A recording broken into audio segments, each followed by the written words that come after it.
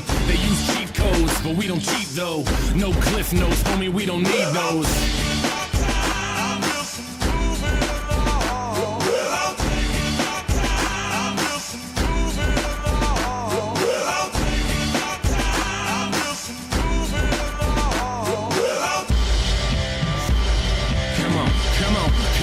Come on, and just take the high road. I'm trying to fly though, wanna touch the sky, but still lie low. Never water down, even with the hydro. Vaporize the hate so I don't have to keep my eyes low.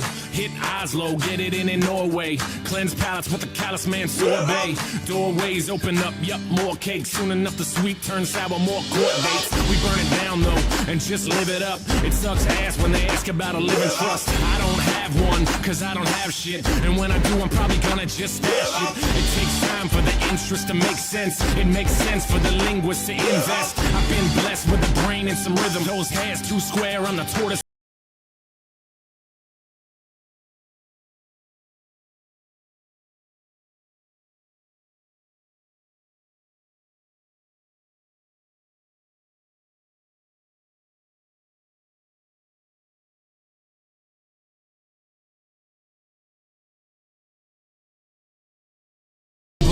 No carry-ons, but we carry hope. No politics, but y'all should probably vote.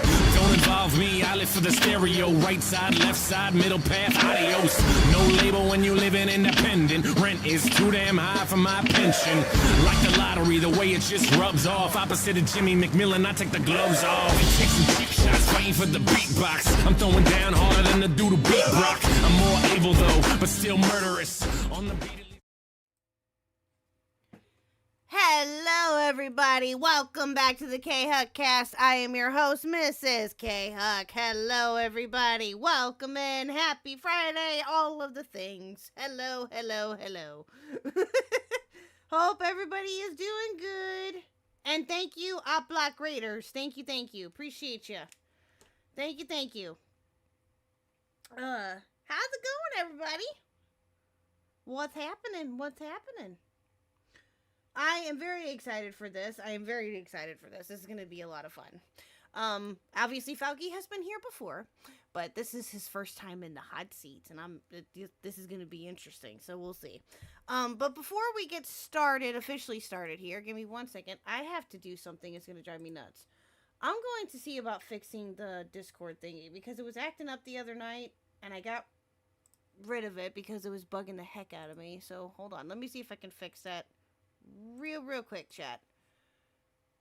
Give me like not even 2 minutes, I hope. So, anyway, well, while we're doing that, while I'm waiting on this, I hope everybody had a good day today.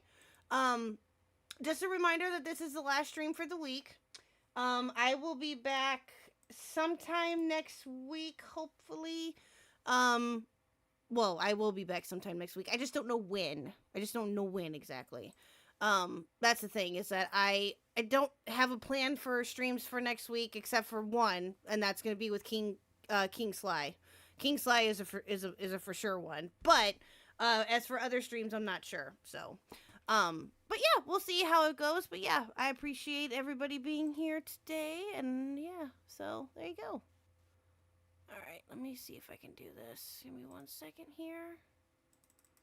See if this will work.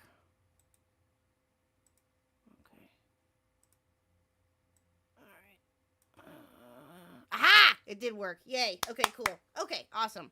Sorry, guys. I just wanted to get that in there before we got officially started, so, because it was driving me nuts. But, all right. So, without further ado, let's get started, shall we? Here we go. Hello. Hello, hello. Is that a Fauci and a nerdy? Okay, all right, okay, hold on. I gotta do, like, the proper intros here. Hold on. Okay, let's see here. Who would I start with? Of course, I'll start with Fauci. Welcoming back to the KHuckcast for his second time, but the first time in the hot seat, Mr. Fauci. Hello, sir. How you doing? Oh, they can't hear you. Hold on. Uh-oh. Oh, no. Oh, no. Gosh dang it. No, they cannot hear you. No. No. What the heck, man? Oh, you know what? I think I figured out why. Hold on. Give me a second. Where did it go? Well, thank you. I appreciate it. I think it's the Discord. Now they can? Can they? Hold on.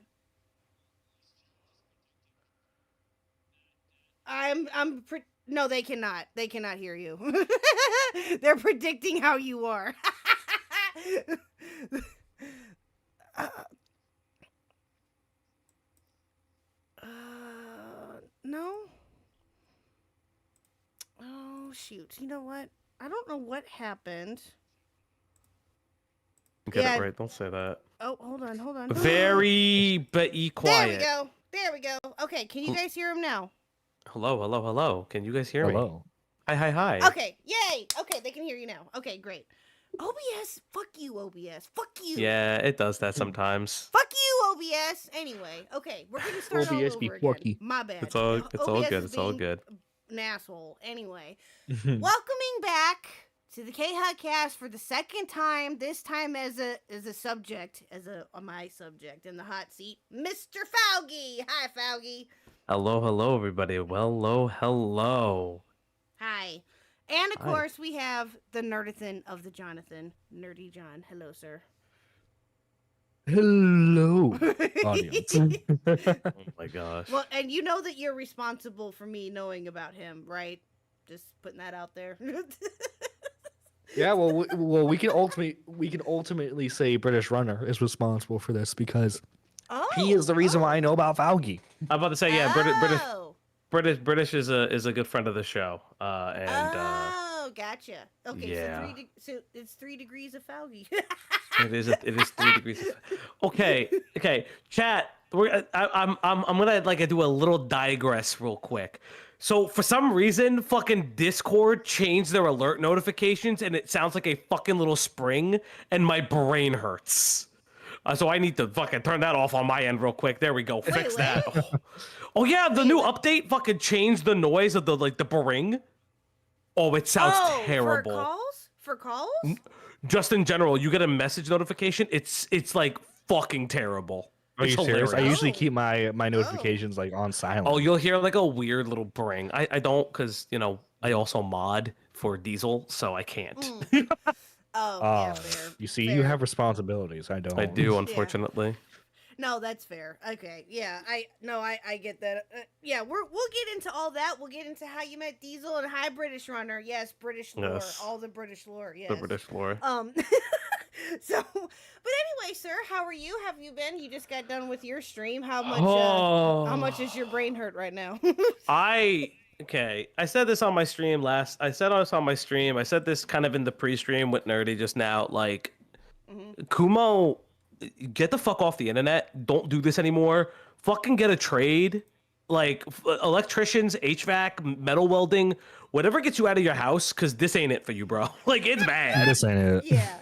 No, it's yeah. And it's like, well, I said this when we talked about it, not just last night, but the night before too. Yeah. I don't know very much about Kumo. I just know that he is friendly with Beckett, and that he makes. Does he have his own channel? Oh my god, Yes, he he looks does. so soy.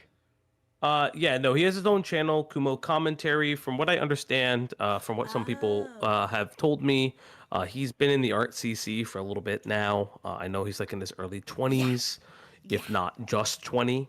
Bro, he's been in there one too many days. Yeah. Which then begs the question: why are we allowing people before the age of 18 make content on the internet? Is something I will never understand. But yeah, it's just not a good look. That's what he looks like? I don't know what he fucking. I don't even care what he looks like. Are you serious? Wow.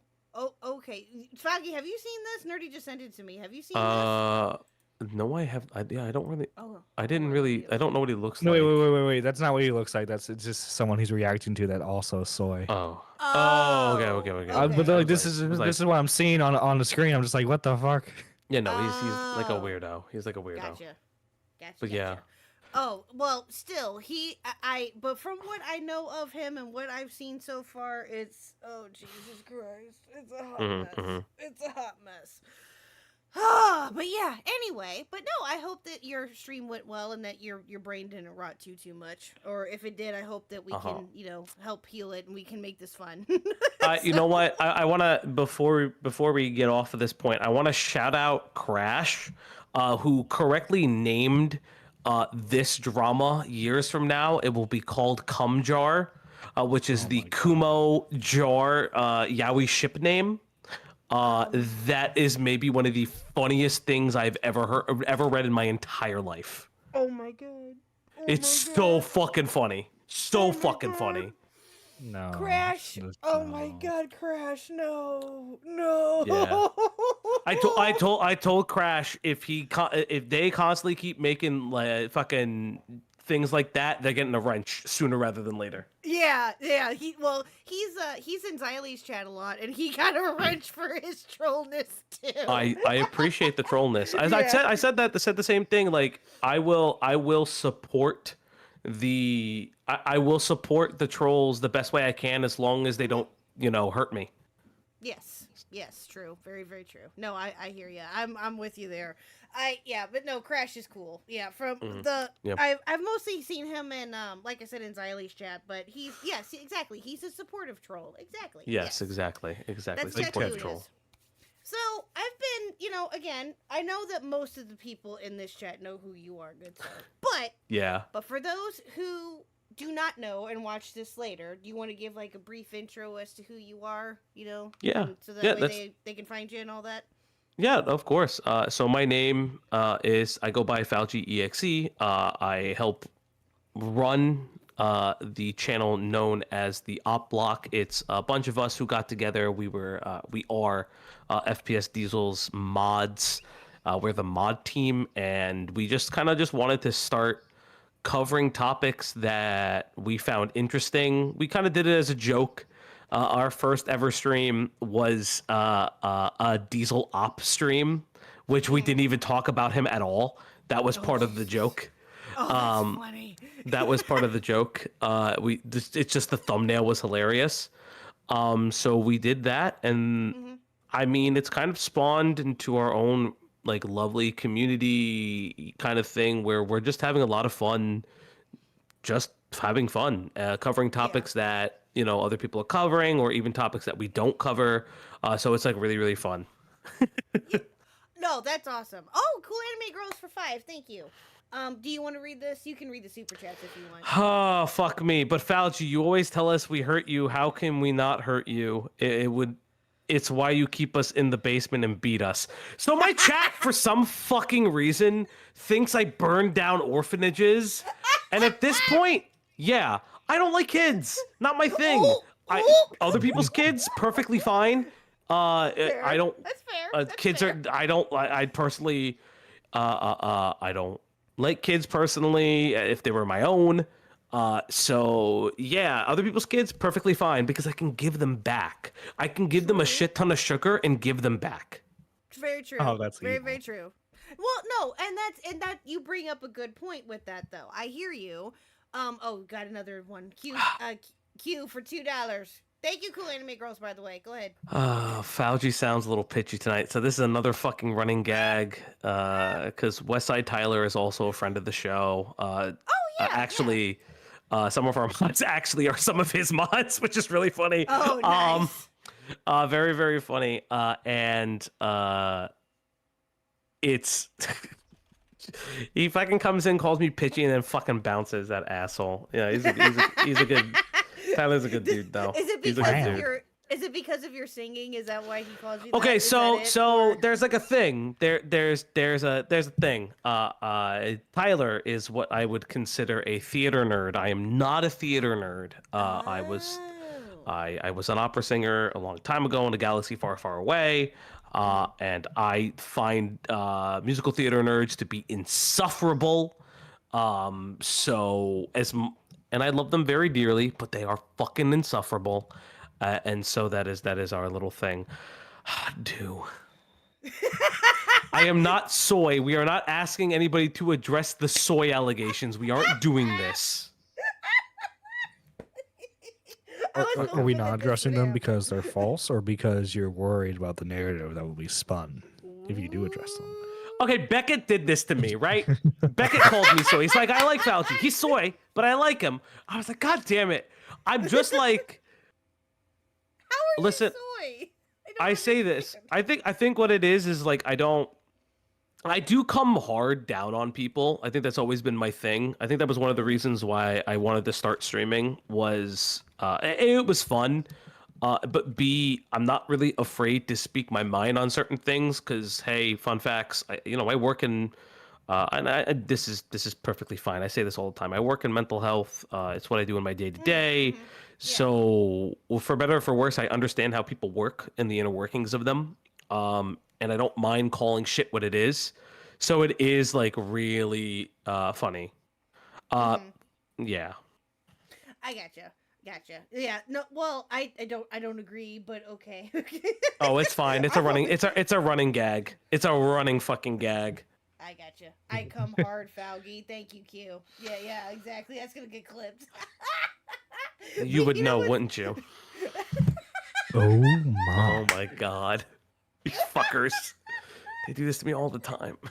Oh, but you gotta love it though. Come on now, you are loving every second of Oh this. no, I love my friends. I truly do. I truly do love my friends. Yeah, they're great. You know, I heard someone say that when he was coming hard.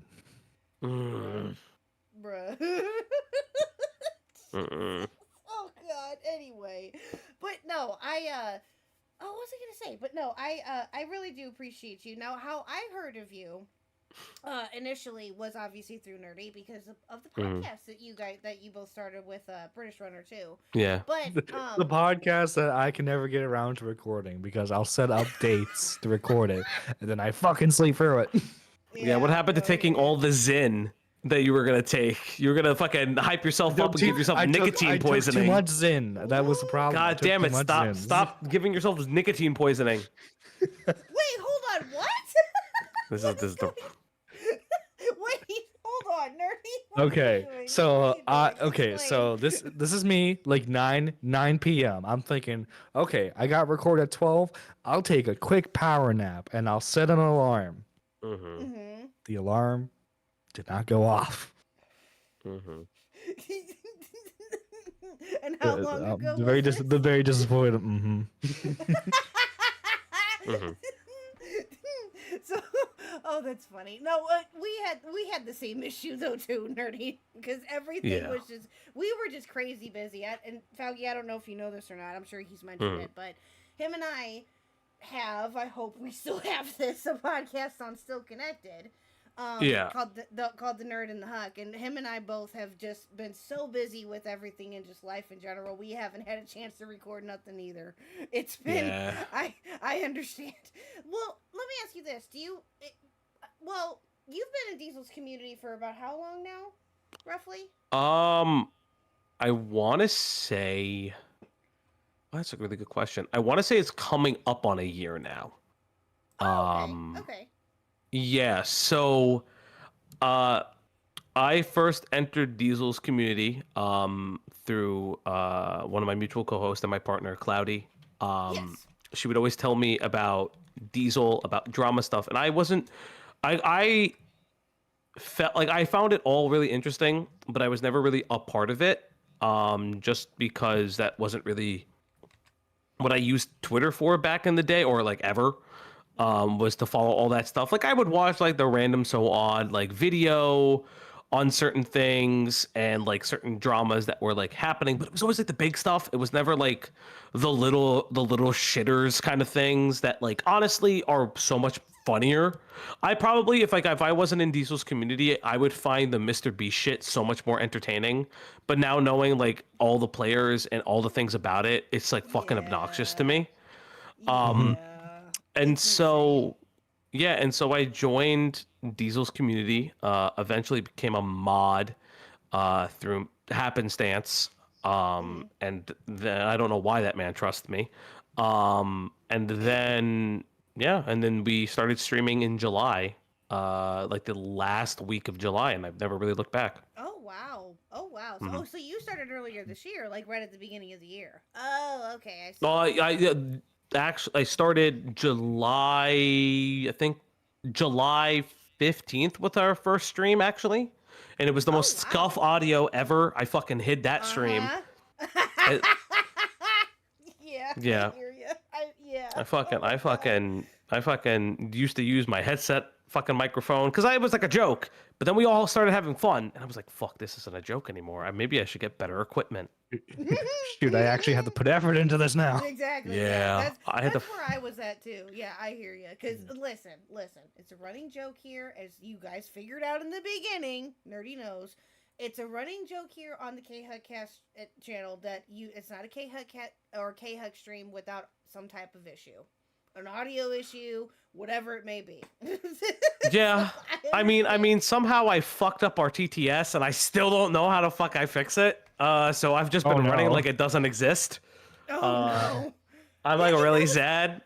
That was doing that to me last night. Oh, it drove me nuts because I was so proud of myself because I figured out how to get all that worked, or at least from what I figured out of it working.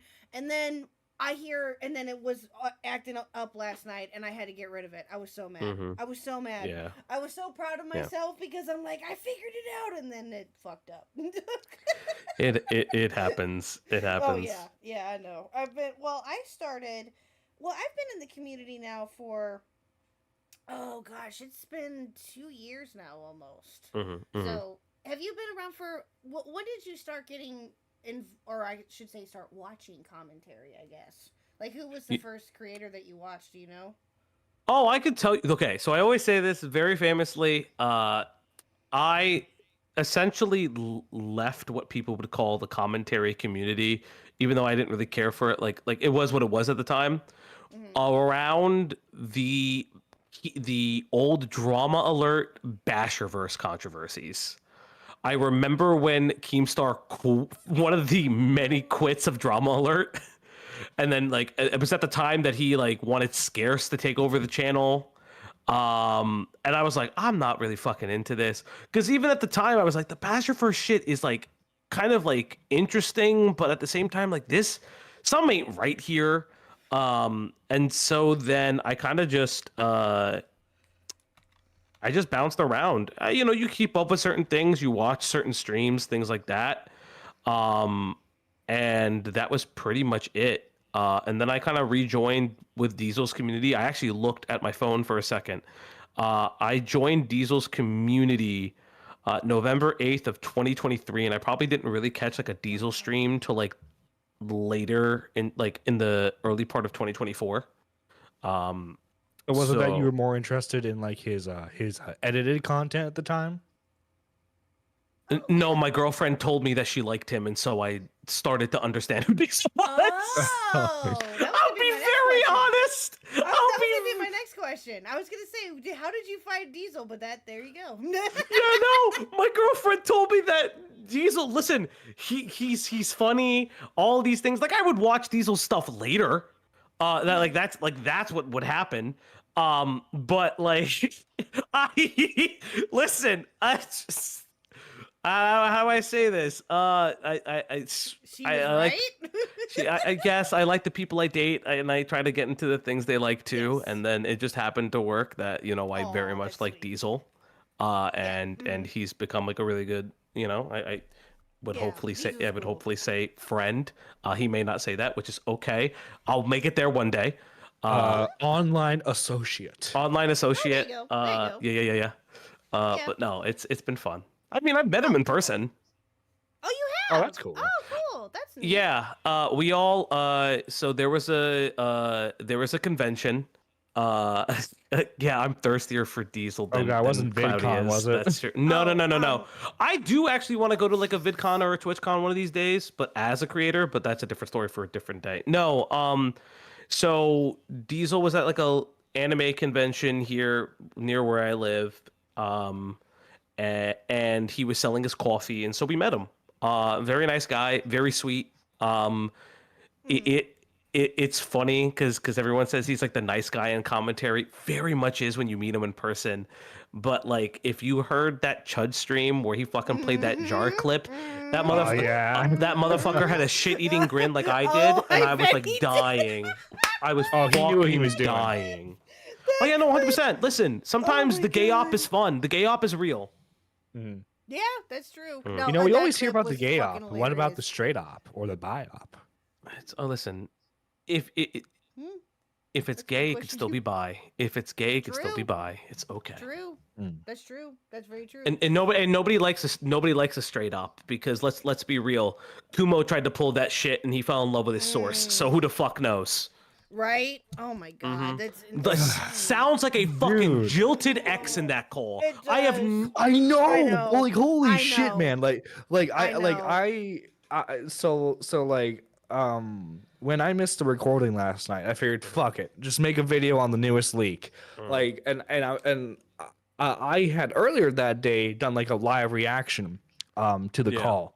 Mhm. yeah. And it's like, holy shit. He's just angry that she went to the bigger sub guy. Like Yeah, 100%. that's it. Like Yeah. like it's like Yeah. it's like when like the nice guy in like a movie is just like, I'm here, I listen to how you feel, and all these guys just want to use you. Yeah, no, 100%. I would 100% agree. It was a weird time. Definitely one of those streams where I'm like, oh, this is bad. Yeah.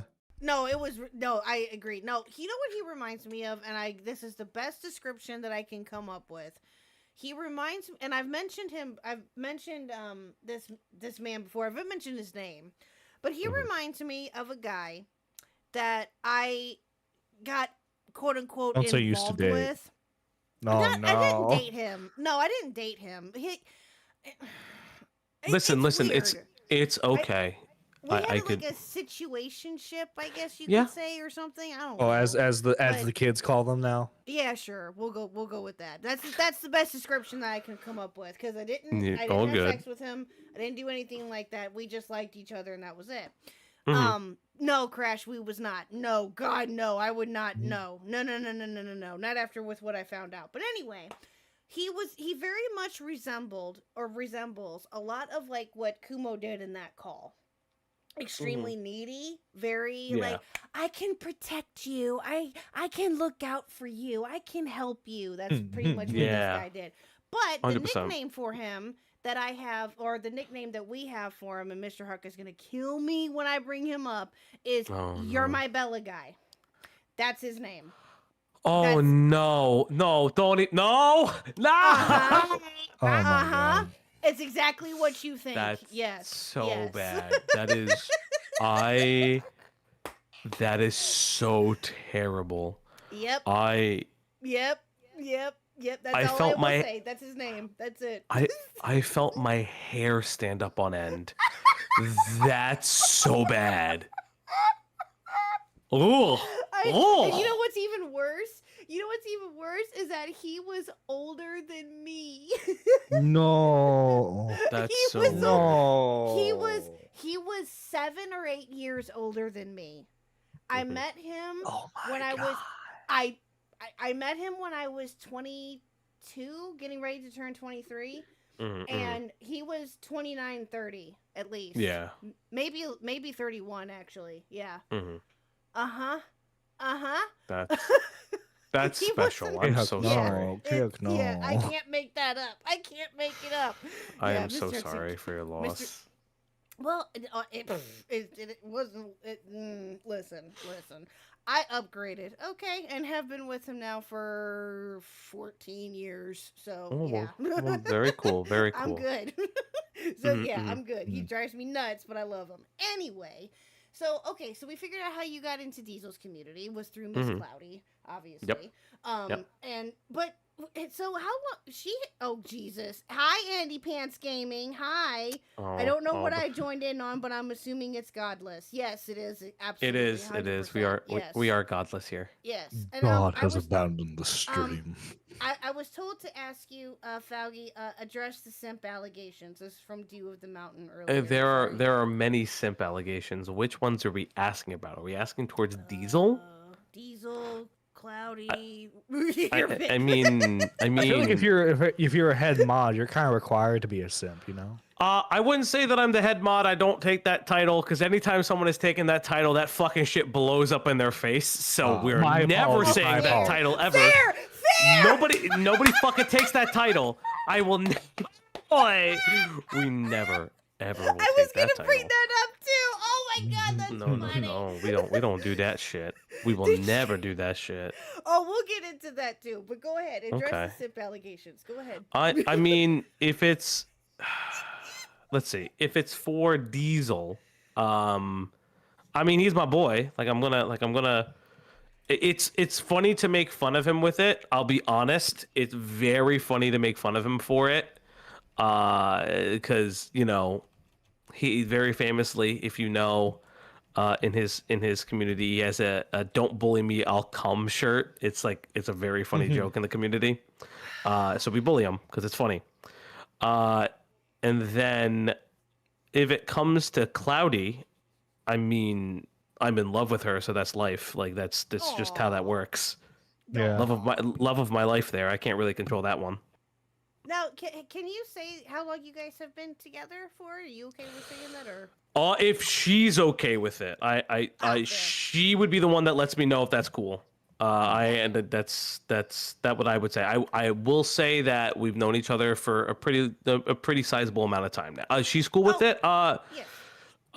We've been together for like a year now. We've known each other for almost 2 years, I would say. But yeah, we've known each other for a period of time. Cute. That's adorable. Yeah, that's very cute. That's very sweet. Yeah.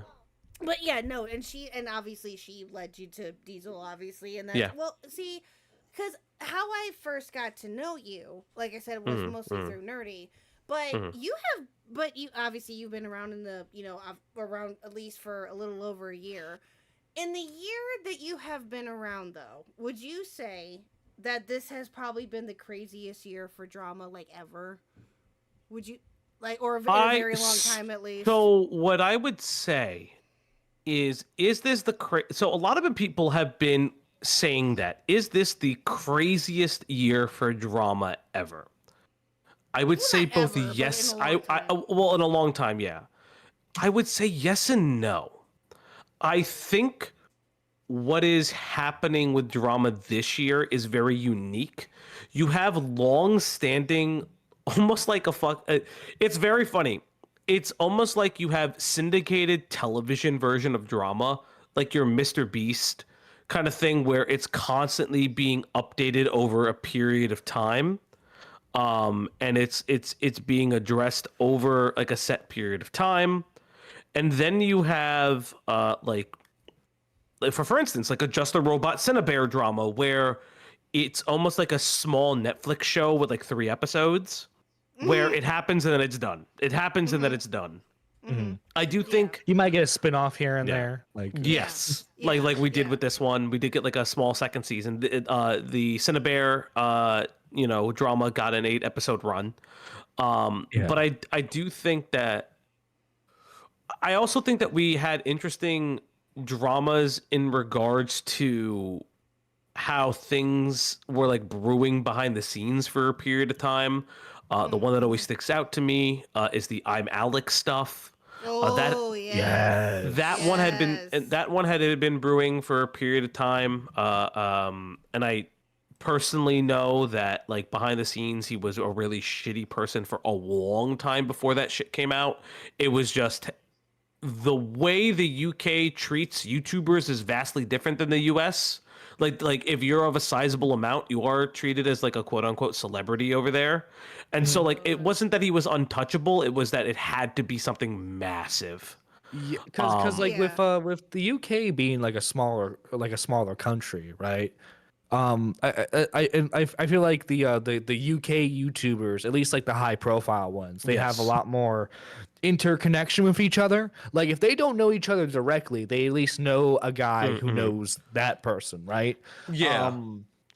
So it's like obviously like when they're all together, Yeah. it's kind of like this like unspoken thing of like, hey, you don't talk about me, I won't talk about you. And then, Alex can pick the target and be like, hey, this guy, he's no longer part of the group. Yeah, and that's for a long time. That's what it seemed like. It is again. I think that's been the interesting part of drama. This year has been like, there's been enough of it. I know The a Mama lot Max drama too. That was a good one. Yeah, that was, and that one is kind of the gift that keeps on giving in a weird way. I think, one of the things is next year. I know Toastify, the running gag is Toastify is going to make bank. I definitely will be doing a lot of retrospective streams just because I came into drama later. Like I knew, for instance, I knew Mama Max was weird. I knew parts of the drama. Never watched it in full until recently, until like a month ago. And it was weirdly interesting. Yeah, well, viewing the drama from because you know who Tommy C is, right? Yes, I do. I do. This is the funny thing of every time I hear Tommy C, I laugh because I'm pretty sure he's also from Jersey. Yes. He is. He is from fucking Jersey. is the strangest thing that little like fucking like East Coasters just love to shit on people on the internet. It's hilarious. Oh, well, Very like true. him and Max sort of have a history because when Max did his hashtag pick a side YouTube, Yeah. Tommy was one of the few YouTubers to call it out, like, and be heavily against it. And despite the fact that like, and Tommy will have admit this, especially at that time, he didn't have the reach, he didn't have the pull that he used to. Yeah. But because he was one of the few vocal people against Max's like pick a side thing, Max dedicated a good portion of like his an upcoming video to making fun of Tommy, saying Tommy was a supporter of pedos. So like him getting his comeuppance has been very, very satisfying to see. Yeah. Because like yeah, pretty much 100%. everything Tommy said about the guy was right. Yeah. 100%. Oh, 100%. yeah. No, absolutely. I absolutely agree. We had a couple of super chats come through here. Let me get to those real quick before we get to I the... thought he called Tommy a pedo. No, he called Tommy a pedo supporter. Mama Max's fans called Tommy a pedo. Yes. And it was the Yes. very famous "suck my Irish hairy balls" comment. Yes. Yeah. Yes. That's amazing. Absolutely. Guys, we have a Cool Anime Girls for wild Two. runner in the chat. Oh yes, yeah. I'll get him here in just a minute. Cool Anime Girls for Two is Don't Let Him Lie. Faugi is Diesel Jr. We're not doing this. This is another All right. ongoing gag. Would you like to read the next one from Mr. Andy Pants Gaming for 10? Thank you, by the way, for that. Speaking of I'm Alex, shout out to all my bricks out there. They've been changing women's minds for a better. Also, what's the most R-word thing you've ever seen in drama so far? Honestly speaking, this whole fucking Kumo drama shit, you literally sat on criminal information. Okay, so this is the thing that really bothers me about the Kumo stuff. The Kumo call with Cinnabear is, so you're gonna go to the police, right? You're gonna do it, right? I don't know why you're convinced that Cinnabear is going to admit that she's a pedophile to the police. Thank you. Thank you. Yeah. She's gonna hide. She's gonna run. You're not gonna be able to find her for a period of time. People are gonna dox her. I don't really give a fuck. But like you do understand that that's what I think this has been the most like Also, yeah. keep in mind the only information that ever changed during Akumo's I'm sorry, I keep saying Akumo. Kumo. Between Kumo's defense and Kumo's retraction of the defense was that she went to JAR and they found out that she did a lot more stuff with the rape comic. Yeah. But That's it's all all that happened. Yeah. The No, same, yeah, he had totally. access to the same shit everyone else did. And he was like, nah, I don't see why she's a pedo. That's the other thing too, is that if you listen to that call very closely, which I know we all have, he's so much more mad about the fact that Jar was even involved. And it's very funny because that's the same reasons that Jar was mad about. Was why is Kumo involved? I don't like that guy. That guy's a snake. And they both keep calling each other snakes. And it's like, no, they're right. Both of them are snakes. But I know Beckett from Cope and Seed has a video coming out on him, on Jar specifically. For that. Yes. He said that he did get the interview, so I'm very much looking forward to that. Very much. I think it happened yesterday or something like that. It happened it happened yesterday because I streamed yesterday and he said that he just got off of it. Maybe they'll explore this in maybe Beckett will explore this in the interview. But what I'm wondering is, did Kumo start out as like a Jar fan and then something happened between the two, like a personal interaction, and they just both hated each other ever since? So this is what I personally believe. From what I understand, because when we were going over it, Beckett kind of gave us a little bit of insight into some of the stuff that they saw. We went over Jar's video on his own groomer allegations.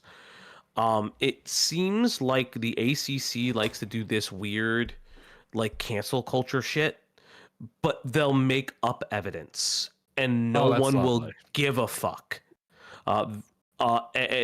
I'm sure Beckett will cover it in his stream. Or his video. I'm very curious as to how it plays out. But apparently, at one time, Jar is accused of essaying his niece. That does not exist. He doesn't have a niece. According to him, there is no niece. The niece is a lie. So it's like one of those things where it's like, Jar has legitimately needed his own comeuppance for a period of time, but because everybody fakes shit and lies, it makes it harder to discern what is and isn't truth, and he appears, quote unquote, invincible. Mm-hmm. Yeah. Well, apparently, from what I understand, and I can't remember. I think it might have been Nerdy that said this. He's apparently the Nicholas Diorio of the art commentary community. He coins that reputation for himself. Yes. In terms of reputation, because like he's like, in terms of like prior till now, he was the biggest creator who didn't have a whole lot of like controversies. Yeah. In terms of like being a fucking creep, right? Gotcha. Now obviously that has greatly changed since because then. like every year he has a weird creep allegation that isn't real. It's very bizarre from what I can tell. Mm-hmm. So weird. I said this during my video that I made last night. I think if Cindy Bear was a dude, I think there would be no anti-groomer defense force. I mean, yes, I wouldn't. So this is like the weird thing about the anti-groomer defense force, right? I do think that, and it's very clear that Kumo wanted a story on Jack/Birdie. I don't really care what fucking name you call them. It's very, very obvious that that's what they wanted from this. And so Kumo would stop at literally nothing to get it. And I do think he got a little bit lost in the sauce. And whether you want to call him, I would call him a jealous boyfriend. He definitely caught some feelings, in my opinion, based on that call. It's very obvious, and I do think that it fucked him up, and it's definitely not a good look. And it is very interesting. It's just like a weird thing, and It's so weird. Yeah. But you know what? It's just one of those things where you just can't look away. You Yeah. can't look away. No, you cannot. Dude, I'm hoping he makes like I hope he makes his own response video defending himself, honestly. Yeah. Maybe, I don't know. We'll see. Well, at this point, I can't don't see know if him. it would even work. I can't even I see. don't think that it would. I can't even see him doing that, and I know his DMs with Cinebear also leaked. I think Kumo had not Kumo, excuse me. I think Queeman read them on stream, and they look even fucking worse. Oh, Worse? I bet they do. Oh, I bet they do. Because I because think Chris and Ark went over them earlier too. yeah, because he tries to get ahead that, oh, I'm Southern, and so that's why I keep saying good morning sunshine and shit like that. No, you Oh dumbass. my god! So Bruh. he's doing the weird, Bruh. like he's doing another weird thing that like He's doing the he- same. He's doing Oh the my other side of the God. coin Oh that my Jar would God. do. Oh my god. it's like It's the same shit. by Kumo's own logic, can we then call him a rapist too? Because like he calls Jar a rapist for like the same exact shit. What I will say is it's really weird that two people wanted to groom a groomer. I don't Thank understand. you. It's just Thank you. very, very weird. It's so it's Um, oh god, it's sick. It's oh Yeah. oh god. Anyway. Well, I think anyway. like the Yeah. only type of like, and this isn't even a defense. This is more of an explanation. Something clearly happened with Cindy Bear's life. She's been she's been this hypersexual personality on the internet since she was 13. Something had to have happened to her to like to for her to think this is all okay to do, right? Obviously, I'm not a psychology expert, but Right. something had to have happened, man. That's And you know like what? I was she thinking the need same like thing. Yeah. genuinely she needs to get psychological help for whatever happened to her. Well, I I think agree. I agree. yeah, I think that this is the interesting part about dramas, and specifically when we are examining this drama in particular, I think that there's an interesting thing with how I think this has been an interesting year to see how communities have poorly mismanaged dealing with their own shit for so long that they are finding what the comeuppance is and they don't know, like they don't understand where it's at.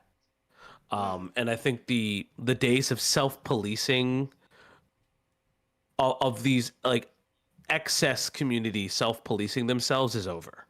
It's gonna come. They can't Always be come to trusted to comment. do that. Yeah, it's always gonna come to drama and commentary to actually do some shit. Mm-hmm. Like it's just always gonna come to us to like call them out, whether it's the smallest channel to the largest channels. Right. Yeah.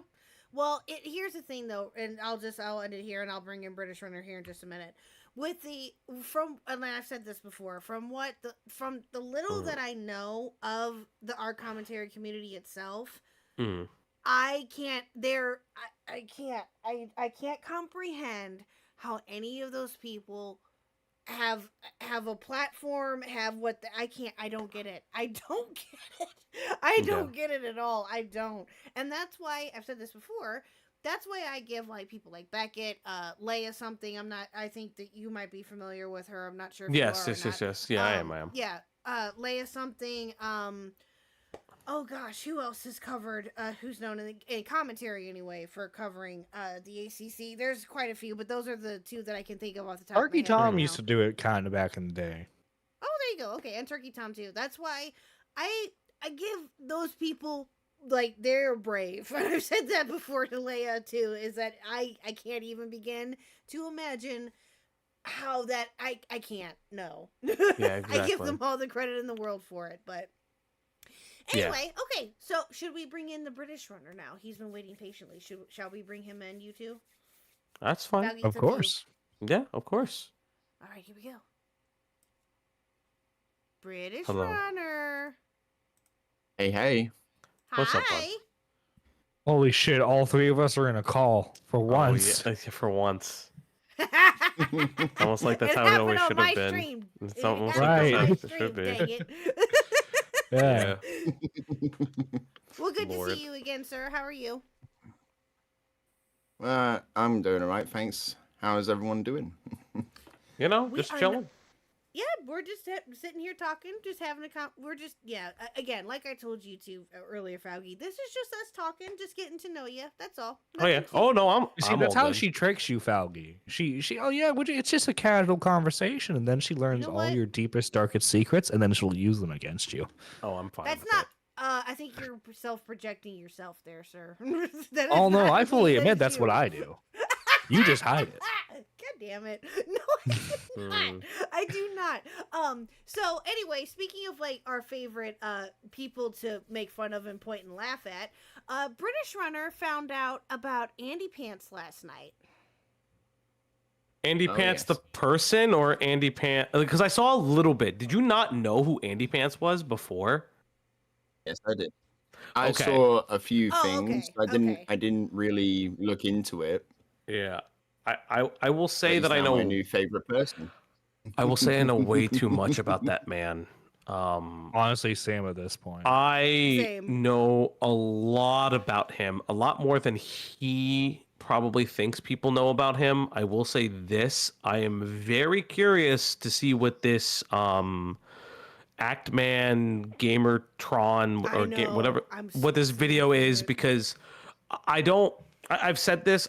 I'm very leery about, not even leery, like there's just stuff that's going on that I don't want to reveal until, like, I mean, I think that's the other thing too, right? Like, you learn stuff about people and you want to see someone's retrospective because you're like, okay, what are some things that I can like show off, or what are some things I can't show off? And I think that, like, because it's like it is like the respect for other content creators is always like the fine line. Is what are you doing to make sure that you're being respectful of another person's work? Yeah. And I think that's one of these. This is definitely one of those instances. Yeah, I agree. Yeah, well, Gamertron came into my chat when we were watching his video on him, and I happened to ask him just because he mentioned something about it when he talked to Chris and Art too. And I said, is there any update as to when, that you can say anyway, when the Act-Man drops the video? And he's like, when the Act-Man decides to drop it. I said, okay. And I left it at that. That was it. By the way, I love because like if you remember the Discord message that Andy Pants gave out after the whole like copyright stuff happened. Yes. He's like, drama's gay. I just want to call out the woke left. And it's like, bro, you're a commentary channel. You're just like a right wing grifter commentary channel. Exactly. Your whole thing is talking about internet drama. Don't pretend like you're fucking better than us. Yeah, exactly. Fucking gobbledygook. Yeah, no, he does, and he responds to 300 follower Twitter Andes. Me. Oh yeah, you wouldn't know anything about that. I wouldn't know anything about that at all. No. Yeah. Not once, but twice now that this has happened, that he has responded to a tweet of mine, linking my streams. Honestly, I'm a little jealous. He Yeah. hasn't responded to me yet. I'm a little sad. Oh, it's quite funny because the first time that he did it again, the what happened yesterday too was just a repeat of what he did the first time around. But all I did was tweet out the stream because that's what I do, right? Tweet out my stream on both of my KHuck Twitters and my main one, right? Did that, had zero intention, had zero possibility of him even remotely seeing it. Then I see his response. Say something like nice try or something like that. And then I responded and I said, hello, Andy. I said, oh, hello, Andy. You're welcome to come on stream and have a conversation about this if you would like. His response was to tell me to cope. Okay. Well, that's all he does. I think it's really funny when people react to your streams and kind of look at it. Very famously, we did a stream on this guy named Cybersmith. The fucking Cybersmith. I love this man to death. He is the fucking strangest but most endearing lol cow adjacent person I've ever had the pleasure of meeting. So Cybersmith was very famous for this post about owning a human pet. Yes, it's the human pet guy is what he was always known as, and he's been on the internet for a period of time. He's appeared on streams by Keffels and like debating a lot of leftist poll people and things like that. And he's very weird, very interesting, and we were kind of reacting to his history. And then he pops into our chat, and I'm like, okay, is this the actual real person? And I looked it up. I'm like, oh, this is the real person. He's like, you don't know who I am. And I said, no, that the whole point of this stream is to be like educational for me. So what we did was I pulled him on stream and we had a very curious conversation. It was very, very interesting because this guy is like a Tumblr lolcow. That's how long this fucking guy's been around. Oh my god. And- Wow. And what I will say is he's very active on Twitter. His Twitter is the most jarring, disorienting thing I've ever seen because it'll be like fucking the strangest. So he's British and he identifies himself as a libertarian monarchist. Those are two completely different concepts. I think I remember you talking about this Yeah, guy. these 'cause are two I completely remember you different saying concepts, that yes. phrase. Yeah, and but you cannot look up his Twitter ever on stream because he will tweet these like crazy things about like the Illuminati, all this shit, porn, all this like political post, hardcore porn, and it's like one of the Bruh. funniest fucking things. But he's Bruh. just so honest, and I Oh it's my like God. Oh my it's it's like one of those things, and then like. And I'll never forget, like in the beginning of the stream when we got him on, he started getting like really angry because he thought that we were going to debate him, and I was like, I don't really want to debate you. I just want to know who you are, because I didn't know who he was. Right. And then he talks to us, and he's just talking about like his baking and all these things, and you like slowly the wall breaks down. But the beautiful thing about any kind of subject on the internet, every so often the facade would break and he would just start talking like about the Illuminati and all this shit, and we'd be like, okay, but can you tell us about your baking again?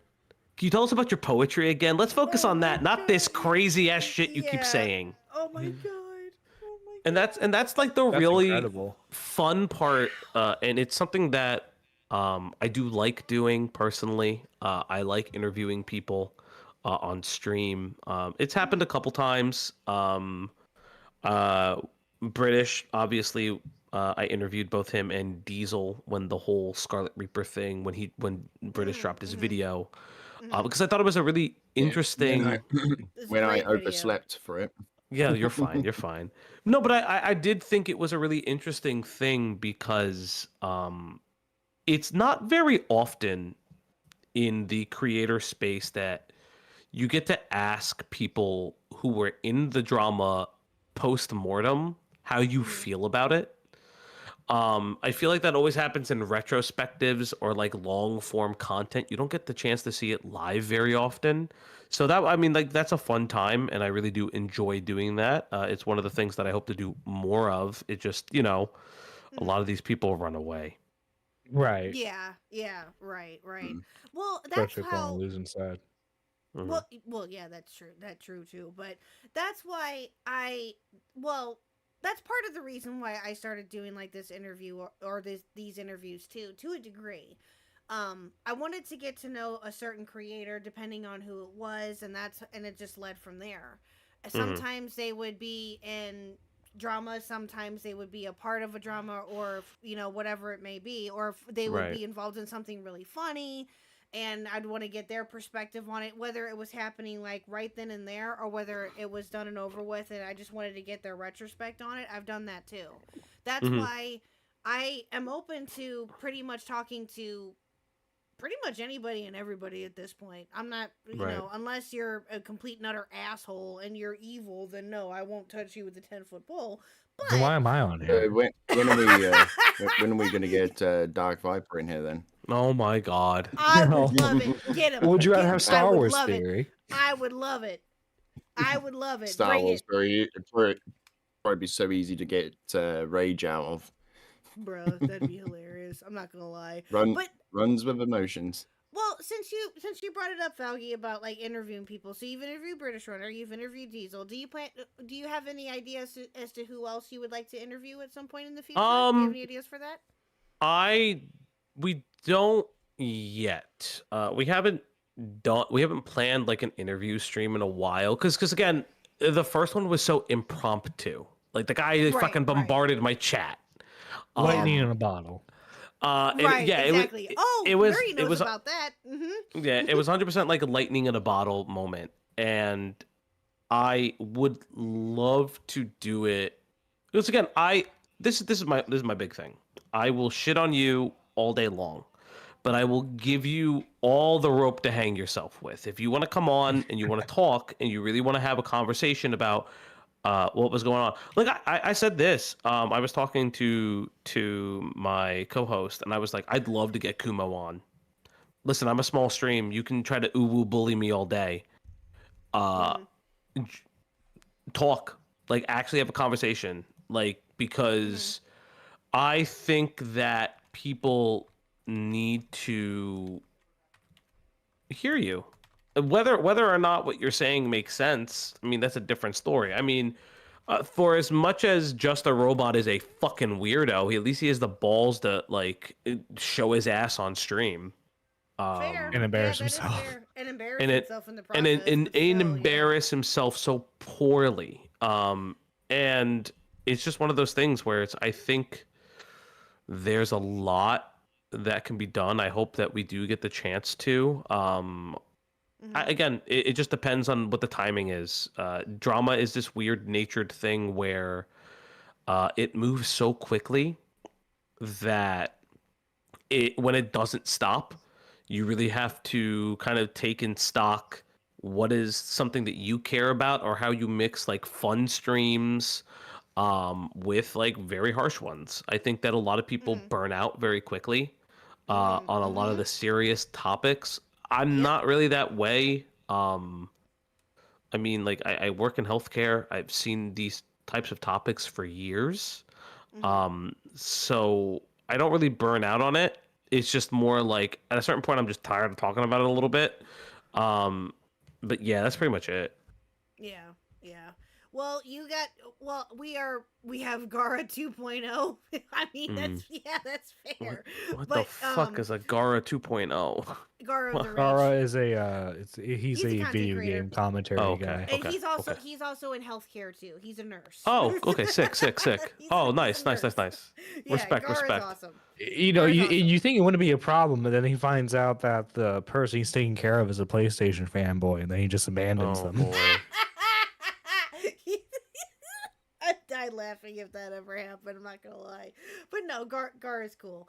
But no, that's actually no. I agree. I think that for me, as personally, and I know that I'm not trying to give you advice, but I'm also giving you advice, just friendly advice. In the little over a year time that I've been doing this, I can honestly say that yes, there are going to be stories or whatever topics that is going to like you're going to get burned out. It's going to happen.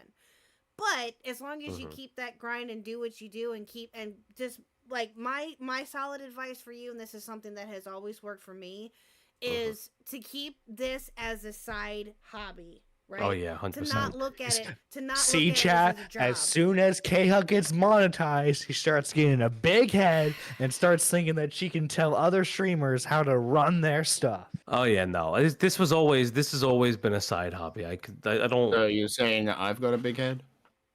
Yeah, you've always had a big head, Well, British. you have a very big helmet. Yeah. like, how do you think that it's gotta fit in that thing? I am not gonna do a DSP. Shut up. I am not. I was trying to. Yes, be nice, start damn it. e-begging. Start e-begging, Yeah. please. No, I'm good. I'm fine. I'm good. I mean, I certainly tell other people how they should perceive criticism. So, That's true. Thank you for the sub. I can't say. but that name. maybe We'll say maybe I Roni. should just Thank you, Roni. maybe I should just say, you know what, Star Wars Fury, you're perfectly right. These critics are just nothing but bullies. Pretty much. Pretty much. Cues for 2. Faugy knows how much I want to A-log Andy Pants. That is. What do you mean? What do you mean want to? You fucking a-log him all the time. Brother, don't say want when I have fucking DMs. Do not do this to me. Do not You fucking have a lie. lot of DMs. Do not fucking lie on KHuck stream right now. Do not do that. You and I do both not do know. that. Well, speaking Yeah, of even Cloudy called him out. Like, what the fuck? I love seeing Falgi get animated because the New Jersey comes out more and more. I do too. Yes, Yeah, I I love know, it. I know, love I it, know. love it. I Now, know. were you Okay, if you don't want to say, you don't have to, but I'm just curious. Were you born and raised there? Yeah. Yeah, no, that Okay, doesn't gotcha. that don't bother me. Yeah, no, my dad is from New York. My mom was raised here, so I have a very peculiar accent that everybody tries to ask me about. Because when I do get a little bit more animated, and I do get a little bit like heated, my vowel sounds change a little bit. And that's just a thing with it. Mm-hmm. Gotcha. No, Mhm. I was going to, or Horror and Hellfire asked if you're Sicilian. Are you Sicilian? Um, if I remember correctly, I believe I'm Napolitan. I'm not entirely sure. So like my dad's side of the family is your very stereotypical like New York Italians, where they've been here for multiple generations by this point. Oh, Um, bro. so we are like the stereotypical American Italian, like Italian Americans. I wear guinea tees. A lot of different things. Yes, I do know where the Jersey Shore is. Yes, I have a very funny story about that show. Accidentally walked in on filming one time, and the security didn't stop me, which was MTV's fault. Uh, which would like, and Did it you wasn't appear like in the episode? no, they were just walking around. The cameras were like off, but I walked into their security detail by mistake. Bruh. And and I was in high school, and nobody fucking stopped me. That was a very, very Maybe they like thought you bizarre were one of the thing. interns. Oh, yeah, No, maybe. no, nerdy. I was so in high school. I had a fucking. Did I still have the blowout by then? I A think I did. blowout. Oh Hair yeah, blowout? dog. Your hair? No, yeah, my hair was blown out, like Oh, spiked and boy. all. Well, Oh, yeah, no. that's not what it looks like now. I can tell you that for Oy free. vey. But yeah, no. It was a yeah, no, it was a different time. I was yeah, I probably was there with a blowout. Definitely was like I think wearing like white sweats, like a white sweatsuit at the time, Jesus probably. Christ. Oh, Yeah, wow. Wow. I I know. can I did. picture it in my head, especially with your mustache, too. Well, I couldn't have facial hair. I could not have facial hair. No, I'm just picturing it At the now. Like, time. if you were to do it now with like your mustache and shit, if you were, I Oh, just I'd have look. that pictured in my head. Now for Oh, some Cloudy would kill me.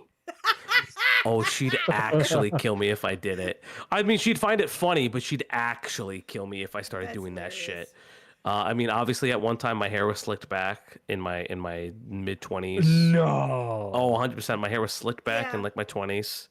Oh, Um, wow. yeah, Wow, I know. wow, wow. No. I think it'd be very funny. I would look very now. I would look very ridiculous. That'd be funny though. Oh, it'd be Just very saying. funny. I would look so ridiculous now, though. Oh, 100%, I would look yeah. so ridiculous. Oh, that's funny though. The Op Black about to turn into a mafia family. They already are, B-Soms. Yeah, we kind of are. In a weird way, we already kind of are. So, just out of curiosity, because I was thinking about this too. How did you? Okay, I'm trying to think of how to ask this because I know that you work with a lot of different people on the Outblock itself. But how mhm. did you meet like Q and Uncool Greg and all that, or all them? How did you meet them?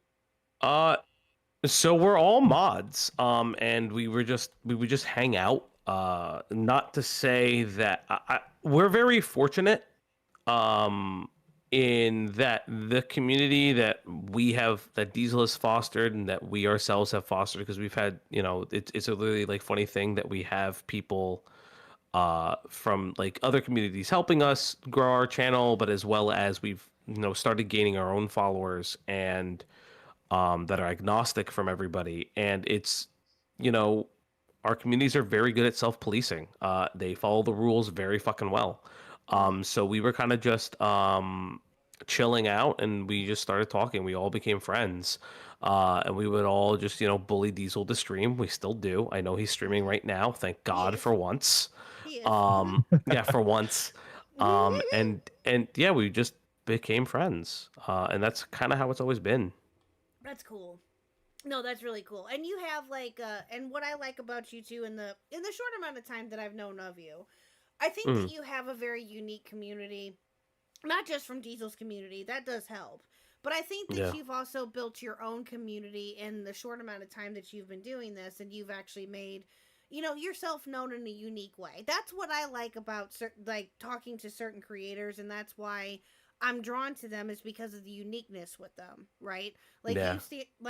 Just because you came from Diesel's community doesn't mean that you can't have your own content. You can be your own creator, right? Of course. You're not gonna let that, you're not gonna be like, oh, I have to do what Diesel does. No, that's not what you do. Yeah, and no. I like that. But Medina or Twyla Medina or Twiddly Medina, excuse me. She has a question. Is it Twilly? Is that how she says it? It's No, Twilight it's Midna. Twilight or- KHuck has Midna. her own way of saying Okay. it. Because, Squatchin has her own way of saying it, and I call her that from here on out. I watched a little bit. I watched a little bit of your interview with her, and I'm like, in my head, I'm just like, everybody fucking says her name differently, and it's hilarious to me. No. So, long story short, I think she was talking in a Tommy stream in a chat, and Tommy called her Twiddly Medina. Twiddly, I like that actually. Yes, and so Squatchin has made it by law that we call her Twiddly Medina from here on out. So anyway, but no, she has a question. How do you wet your whistle, and how does your voice not go away from how much you can yap? And I don't mean that in a bad way, but do you drink tea or something? How do you maintain your voice? Your singing voice. Honestly, I just drink water. I used to do the tea thing a little bit, and then it just I don't love hot drinks when it's 90 degrees out. So I just drink a lot of water, or I don't do it. The reason my voice stays around is more placement of it than anything. Like I've mentioned before, some people know from my community, music was my first career a long time ago. So I had to learn very early on where to place my voice, how to keep it together, how to use it, and how to be projective. So it's just one of those things where over a period of time, I just got really good at it, and it just kind of stuck with me from a very young age. That's kind of it. I don't really have, I wish I had a better, honestly, I wish I had a better answer than I'm just fucking good at it. But I'm just fucking good at it. I really don't know. Gotcha. I feel shitty. I feel shitty for saying that answer, but it's kind of always been my thing. No. That's actually a good answer. No, that's good.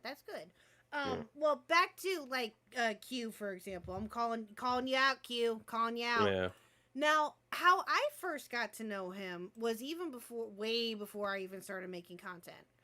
And that was through a content creator by the name of Review Tech USA. Yeah.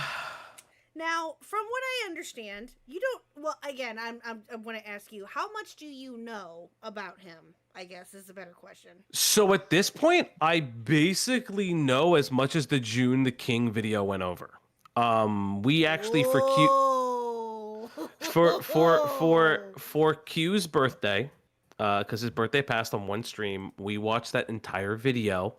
And Q gave us a lot of insider info outside of that video because Q and his wife were very big fans of Rich back in the day, which he is self-admitted. So that's not me making up shit. He's self-admitted that has happened. I can attest to it. Yes. And so I know a lot about him now. Probably too much. That man should stop revealing shit about him on the internet, but he just couldn't stop. Yeah, I agree. He's a and trainer.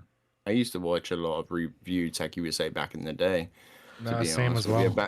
Back in the Call of Duty 4 era, when he did the gameplay commentary stuff.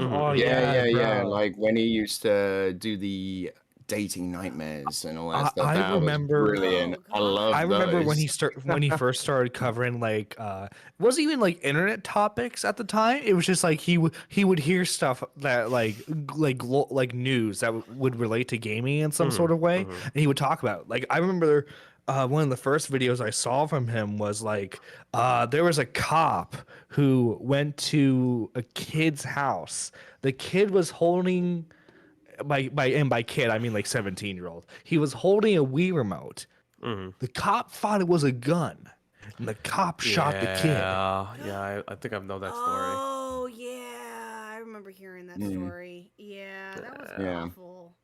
Yeah, or he covered another story too, kind of like that, where a kid got or like either stabbed his mom or did shot one of the two hurt his Oh, mother I remember over that. Yeah, over an Xbox 360. Yeah, it's definitely like it is interesting looking back at people's history and how the internet has changed and how like people either got in and out of specific types of content creation. I find that to be very fascinating. It is definitely such a weird dynamic. Yeah, Honestly Yeah, speaking, I it's agree. just a weird dynamic. There's like no other way to put it. yeah. No, I agree. Yeah. Well, with Rich in particular, how I got to know him was actually through Mr. Huck. Mr. Huck introduced me to him a while. Oh God, like back in like 2019, I think, like somewhere around there. But he obviously has been around for longer than that. But I kind of knew of him a little bit before then, but I really didn't start watching him religiously until around that time frame. And then Yeah. I would be like in his chats and stuff, and some random day he modded me, and but I looking at what he's done now and everything that has happened in between, like everything that's happened with Jay, and then what came up today with him deleting his main channel. Oh my God. Like Yeah. how when you see things like that with a creator, well, you didn't know him as well as besides what you've been told, but just in general, like when you see a creator like go through that, or like deleting their channel, self sabotaging themselves, Yeah. like isn't that, does it make your brain hurt? Because it makes mine hurt. I think what it really is, and I think it's like a really curious like Rich is a very curious exploration into how old YouTube kind of fails in the comparison of new YouTube. Old YouTube, it really tried to separate the creator from the creation until that did slowly swap. There was a time where it does slowly swap out. Like you did have like content creators creating different types of like vlogs and things like that. You have your Tobuscus, you have like a bunch of different people doing a Yes. bunch of different things. And then at a time it just didn't work for people. And I do think that it's very very interesting about why it didn't work for people or how it doesn't work for people anymore. It's super duper interesting. And I don't know. And for Rich specifically, I think Rich is is a sad case, obviously, because part of his decline is, or his like mental state being all over the place, is like his child. And I can't just Yeah. sit here and deny that. Yeah, But I yeah. do think that it is one of those moments where it's like, when you make the internet your entire personality and your entire person, when you cannot log off, Yep.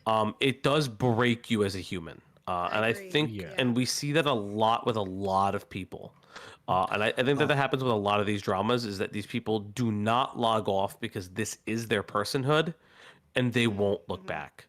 Yeah. Well, what's interesting is back to like the first generation of YouTubers, right? If we see how a lot of those YouTubers treated YouTube, for example, like your Shane Dawson's, oh God, I hate myself forgetting for blanking on the name now. The guy who's like the voice of like Blitz the Demon from Oh, Blitzo from Hell of a yeah. Boss. I know Hell who of you're a- talking about. I Yeah, can't remember what his name is. that guy. But like those types of creators, they were inspired by television, by Hollywood, because they wanted to become actors, directors, writers. And then like more so like uh, more relating to like Rich, like COD COD commentary people, and like vloggers, general vloggers too. They treated YouTube more as like a general social media site, Mhm. which is where I think a lot of like their weaknesses came from. Because like obviously like prior to like social media coverage being a thing, people would be fairly open, I would say, Yeah. on like their Facebooks, their MySpaces, that their Tumblrs, that kind of stuff. um People didn't realize that they didn't need to share everything. And I think that was the case for Rich in his early career. Like he would share a lot of stuff, and then people would trolls would find him, make fun of him for that stuff, and then he would just like react in a blind rage. Yeah. When like Yeah. obviously a lot of and I like you well unfortunately a lot of YouTubers still react this way, but like a YouTuber of common Oh, yes, sense they do. knows nowadays that they really shouldn't act like that, you know? Right, yeah. Mhm, Well, mhm. no, what kills me about Rich though is that he did it to he self-sabotaged himself. And that's what kills me about him is that, and again, I think that, and I've admitted this before too, same with Q, is that we all had our blinders on. Yeah. When it came to him, because we just liked him so much and we were rooting for him, and we liked his sense of humor, and we just like looked past the whatever fault that he may have had, or accepted whatever fault that he may have had at the time. And now I'm just Yeah. looking at him like, you're just sad. I can't. I, I you want to can't. know? You know what? I completely identify with that because I listen. I know that this topic will come up uh, in these kinds of things in any interview I do. I know that we've recently had the fun Nani Gate thing Yes. in Diesel's community, and Yes. and I knew Yes, this. a little bit. I know it's going to come up. I will lead into the question myself. Mhm. It's really different. It's really when you care about someone, parasocially or otherwise, right? I mean, Nani was my friend. That's been no secret. I didn't Yeah. make that a secret. Yeah. Yeah. At one point, she then became my employee. And so that friendship had to be tailored to, hey, I'm keeping you around because you provide me information. Right. I'm still friends with you, but there's a purpose to our relationship. Yeah. I think when it kind of comes to that, you kind of want to think it's just a moment, like a blip in their history and not a steady decline or who they always were as a person. Or a pattern of behavior. Yeah, exactly. You Yeah. want to hope that it's not a steady decline, a pattern of behavior, things like that. Right. Just right. one Yeah. big mistake that they made, and it's never gonna happen again. Right. Yeah, and I think that that's really like kind of the touching stone with it is you really want to hope that a creator or a contemporary in this space is not fucking up. I think that's just Well, kind yeah, of the way that everybody wants it, and especially if it's someone that you've watched. And unfortunately, I don't think that we're always going to get that case. And Right. you have to come to terms with it at a certain point. Especially like with Rich or with the Nani situation where it's like, okay, this person is categorically on every level fucking it up for everybody else, or really making this an unenjoyable watch. I need to decide if I want to stick around or not. And I think that we all go through that with our own content creation. Yeah. Well, not our own content creation, our own content watching. I'm sure that I have. Yeah. But I think it's like really, really curious being in the drama space now as a content creator and having to be like, oh, like there are going to be times I know something about somebody, because of the sole fact that I remember Uh-huh. shit about them. Yep. Or I know them personally. Like Mm-hmm. that's like that weird touchstone where it's like, and you mentioned it with how you know Rich or how you were in his community. It's gonna be a moment where like you feel things. And you're like, oh, I know way too much about this person. It's not an A-logging thing. I was literally their fan.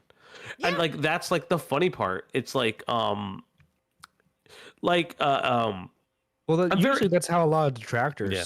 start is that Yeah. they were originally fans. Like the Son of Kojima's, like the most famous detractor group of all time for DSP. All those guys were fans of his for some Yeah. reason. Yeah. For some reason, exactly. Ugh, feel sorry for them. Well, but yeah. I think oh sorry, go on. No, go ahead. No, KHuck, you first. This is your stream. No, you're first. No, you're the guest. You go first. There was So just go. there was my brain fart. No. What I was gonna say was I'm very fortunate in that aspect where the people I work with all have different loves of specific dramas and like things that they enjoy, and then some people just don't even react or watch any of it until it's us. Like for instance, one of my co-hosts and my other co-host Makari find the strangest fucking people on the internet. A-log the weirdest motherfuckers I've ever met. And they're like historical lol cows. One of my co-hosts, Kat, who doesn't really watch a lot of drama, but knows so much about Chris Chan and does not call himself a Christorian. It's really funny. It's one of those things where it's like he's just been like, because this has always been a touchstone on his radar for a period of time because it's like it's internet history. Right. And like how Q knows like Review Tech USA or a lot of these anti-woke channel kind of things, like these like weird shitters on the internet. And like with Cloudy for instance, it's really funny. She she knows a lot of things, but like one of the things that she kind of dropped me into was talking about Dramageddon and like how like the makeup drama scene really affixed itself into the collective conscience of how YouTubers even do apology videos. How like the gray gray sweatshirt and sitting not on your couch but but sitting away from your couch is something that And then comes the deep from sighs. there. Yeah, and it comes from that, and I wouldn't have known that. And I think that that's one of the things I'm extremely fortunate about with all of them is that we all have like such very different things that kind of get us going. And it's really curious. Yeah, no, I'd have to agree because how I came into the community, if you will. And I don't know if you've heard this before or not, and if you have, I'm sorry, but I can kind of relate to that in a way because how I came into commentary was just literally by happenstance. I needed a distraction, because of stuff that was going on with me personally and everything else in between. Oh God, this happened like 2021. And yeah, about 2-3 years ago. Pretty rough time for me, and I've mentioned it before, but I was sadly, unfortunately, and I think that you sadly you can relate to this too. I was also diagnosed with cancer. It was a type of ovarian cancer that was kind of rare.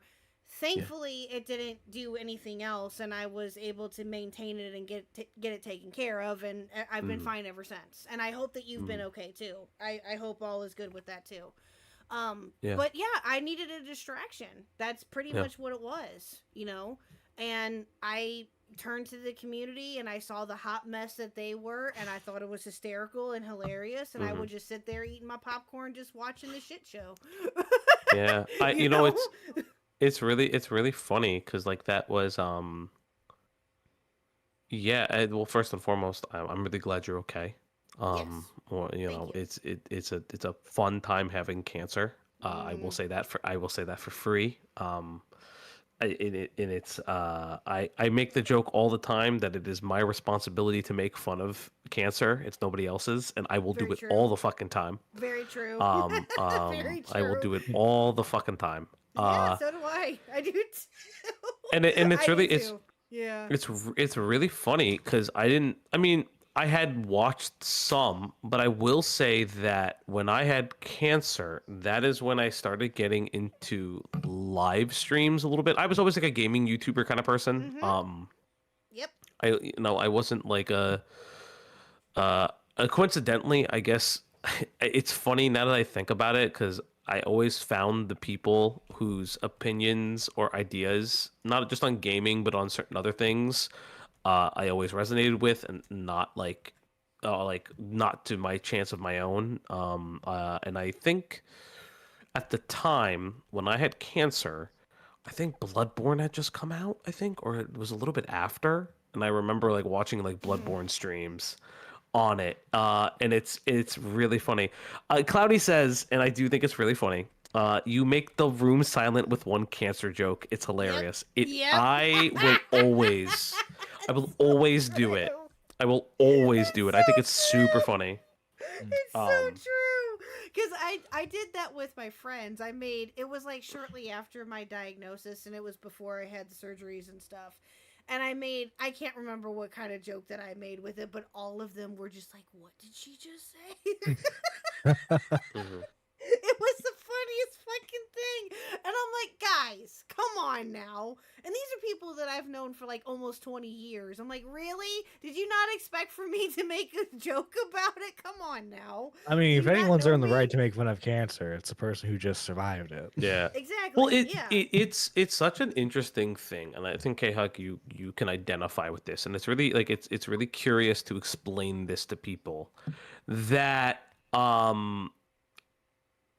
you kind of like it's like, oh, you go from okay, I have cancer to okay, so what type do I have? So how far along is it? Okay, so how long? Okay, oh, you're giving me weird rough estimates of how long I have to live or if I'm gonna live because like it's all weird rough estimates. And it's like when faced with your own mortality, it's really funny because a lot of life comes into perspective. Yeah, And absolutely. it's something I talk about all the time, and I think it's why I get like a little not heated. I don't know, I get fucking heated. I get a little heated with a lot of this shit on the internet because it's just like people don't understand not the preciousness of life. I can give a fuck less about that. It's more like this idea of you people like the internet is like just one facet of yourself, and a lot of these people, a lot of these kids continue to make it their entire like life. Yeah. Yeah. And even a lot of these content creators that grew up, and I just think about like how like disconnecting is such a thing that people don't do anymore. I get it. The pandemic was really weird. It was a really weird time for everybody. And I think it's like a really weird time. I think Discord coming about was also a really weird time for people. Because how it's evolved over time. Fuck you, Discord. Stop Yeah, making right? everything nitro based. Right? Remember, I love my Furious. favorite tweet of all time is a 2017 tweet by the Discord team saying Nitro will not be essential, and Nitro has always been essential Yeah. since that fucking Yeah, tweet. exactly. Yeah. And I'm like, yeah. you fuckers. But no, it's like I touch grass is the simplest solution to half of these people's problems. I mean, also, psych meds and a padded room for maybe months on end, Base. or jail, sometimes jail. But like it is like one of those things where it's like and I think that's why I always take like a approach that is a little bit more nuanced and a little bit more emotion forward, I would say. I think that's why for instance Beckett like made the joke that I was a little soy, because like, hey, like I'm gonna express my feelings on my platform, and I think that's like, hey, that's kind of the point. Right. And like I'm not gonna always laugh at things, and I got no problem with that. And I think, and again, but that's but that's why you kind of like go to different people's streams. I always support like I'll always support my friends who have, done a lot for me. I've, it's really funny popping into people's streams and just listening, because I think we all can have like very similar points of view, but from very different things. Like Yeah. like I can view a call from content creators and pick up on one thing, and then another person could pick up on another thing, just because we have like very similar outlooks, but like I wouldn't even say different agendas, but just different things that strike us as odd. Yeah, that's fair. Mhm. Yeah. Yeah. Well, I mean, let's be real. Like, we got into or most people anyway, got into content creation because we just want to make people laugh, or we want to entertain people, and we want to, be. And well, for me personally, the reason why I literally got into it by happenstance. That's a whole nother story. How I got into it, not just watching it, but actually making content myself too. That's a whole nother different story. But yeah, no, I personally wanted to interesting, create yeah. a cult. I know you do.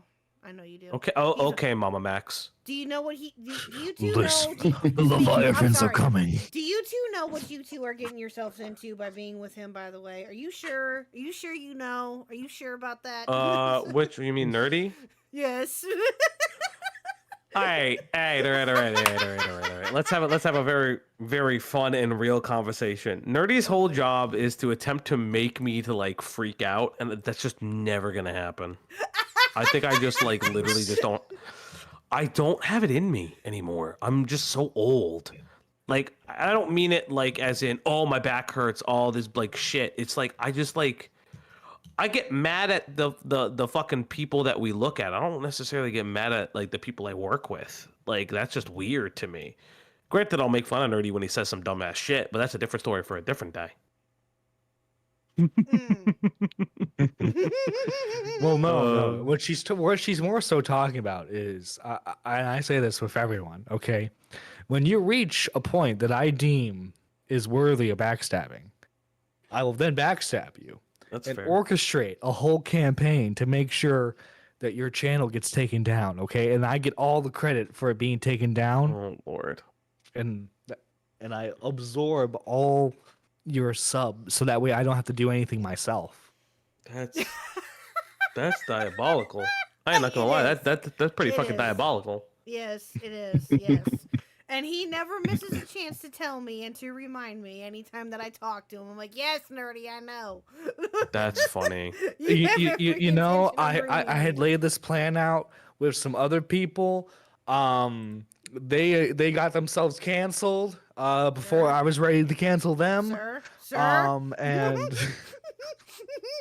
Shut up! Stop it! No, that's a bad It's the John. truth. No, it's true. It might be true, but that's besides the point. Stop it. Ay, ay, ay. Anyway, God.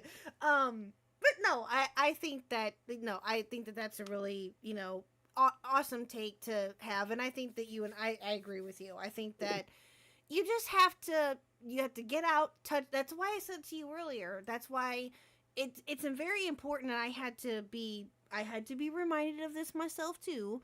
To get out and to go touch grass. Yeah. Don't be online all the time. That's why I'm hardly ever in Discord. That's why I'm hardly ever on Twitter besides promoting streams, and that's it.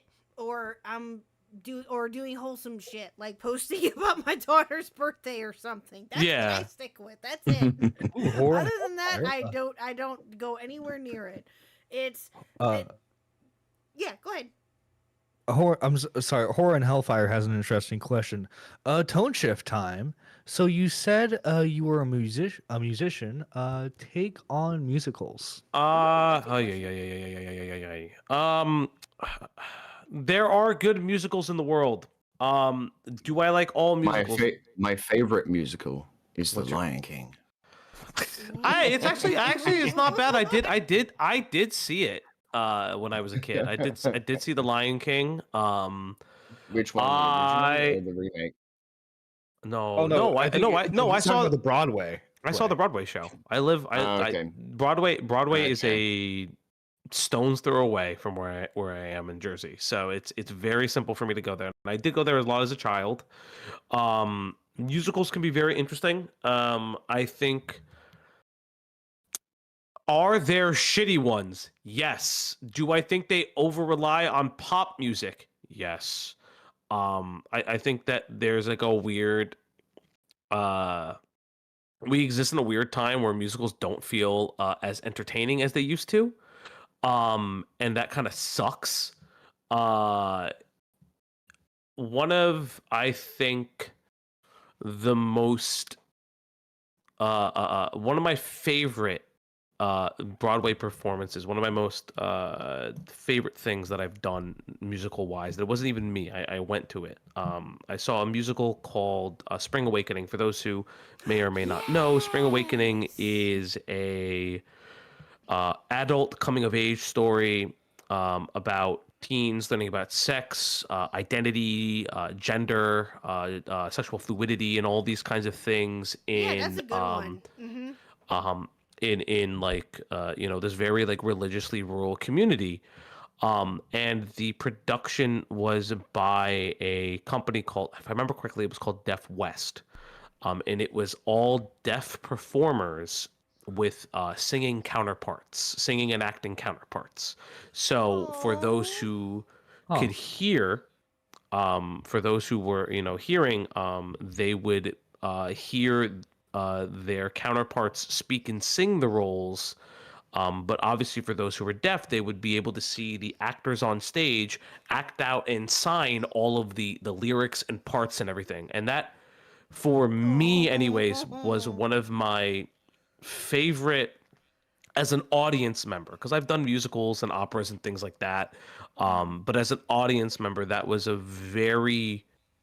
um, a very important performance for me. I thought it was one of the most entertaining things that I've been to. I thought it was the most transformative things that you can see. I think it's really important that the arts and things like that are supported and nurtured Yes. in a lot of different ways.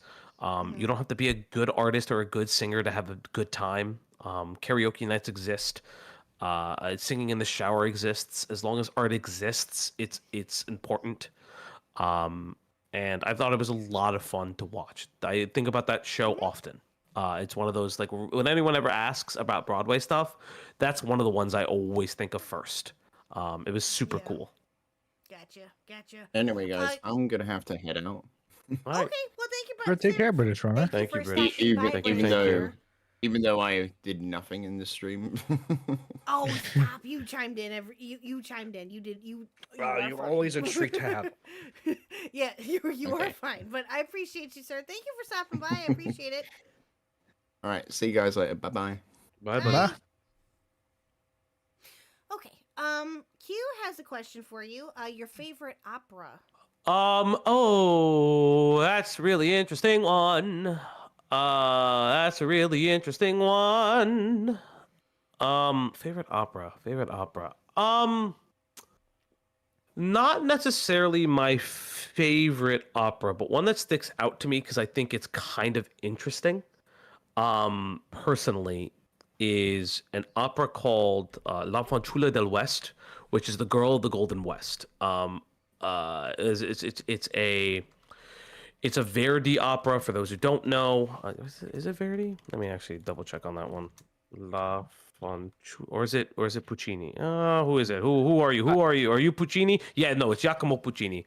La Fanciulla del West is 19. I think it's like 1905. Let me double check. Yes, it was 1905. It's an opera. Puccini was really fascinated with different cultures and styles. For those who don't know, he also created Madame Butterfly, which is a fun opera as well. And La Fanciulla del West is about the tail end of the Wild West period in the States, and specifically like the gold rush. It's like a dying gold rush town.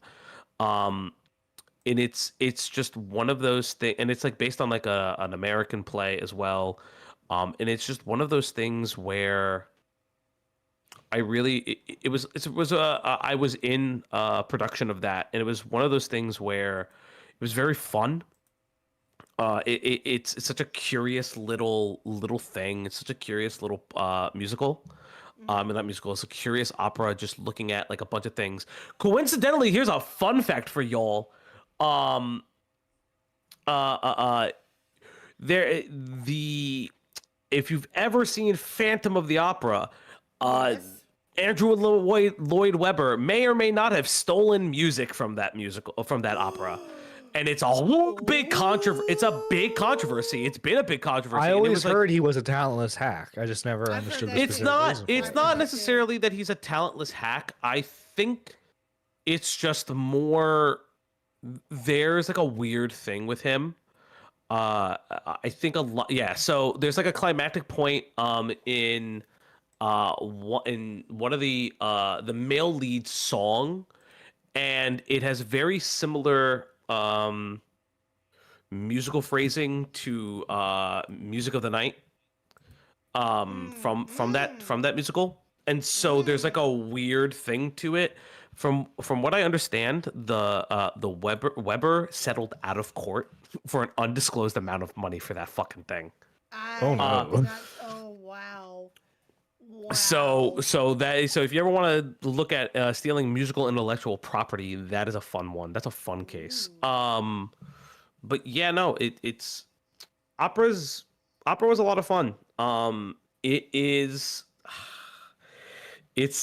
Love Never Dies is a fucking weird one. Yeah, the fucking Phantom of the Opera goes to Coney Island.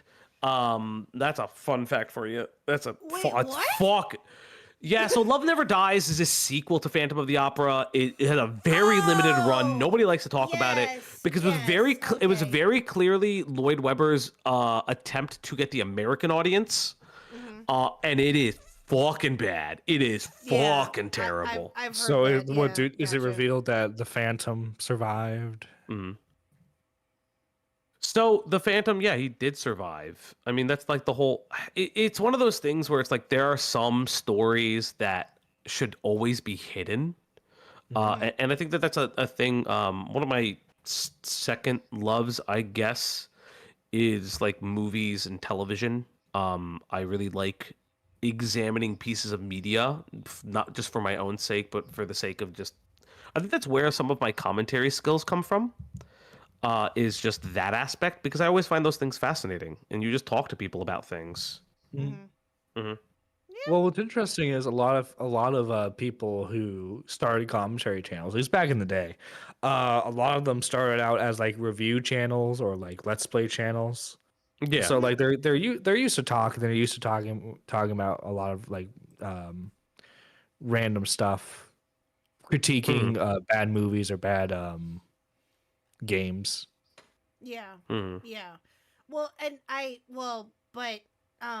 no, but that's actually really, I Yeah. remember hearing about that musical. I remember that.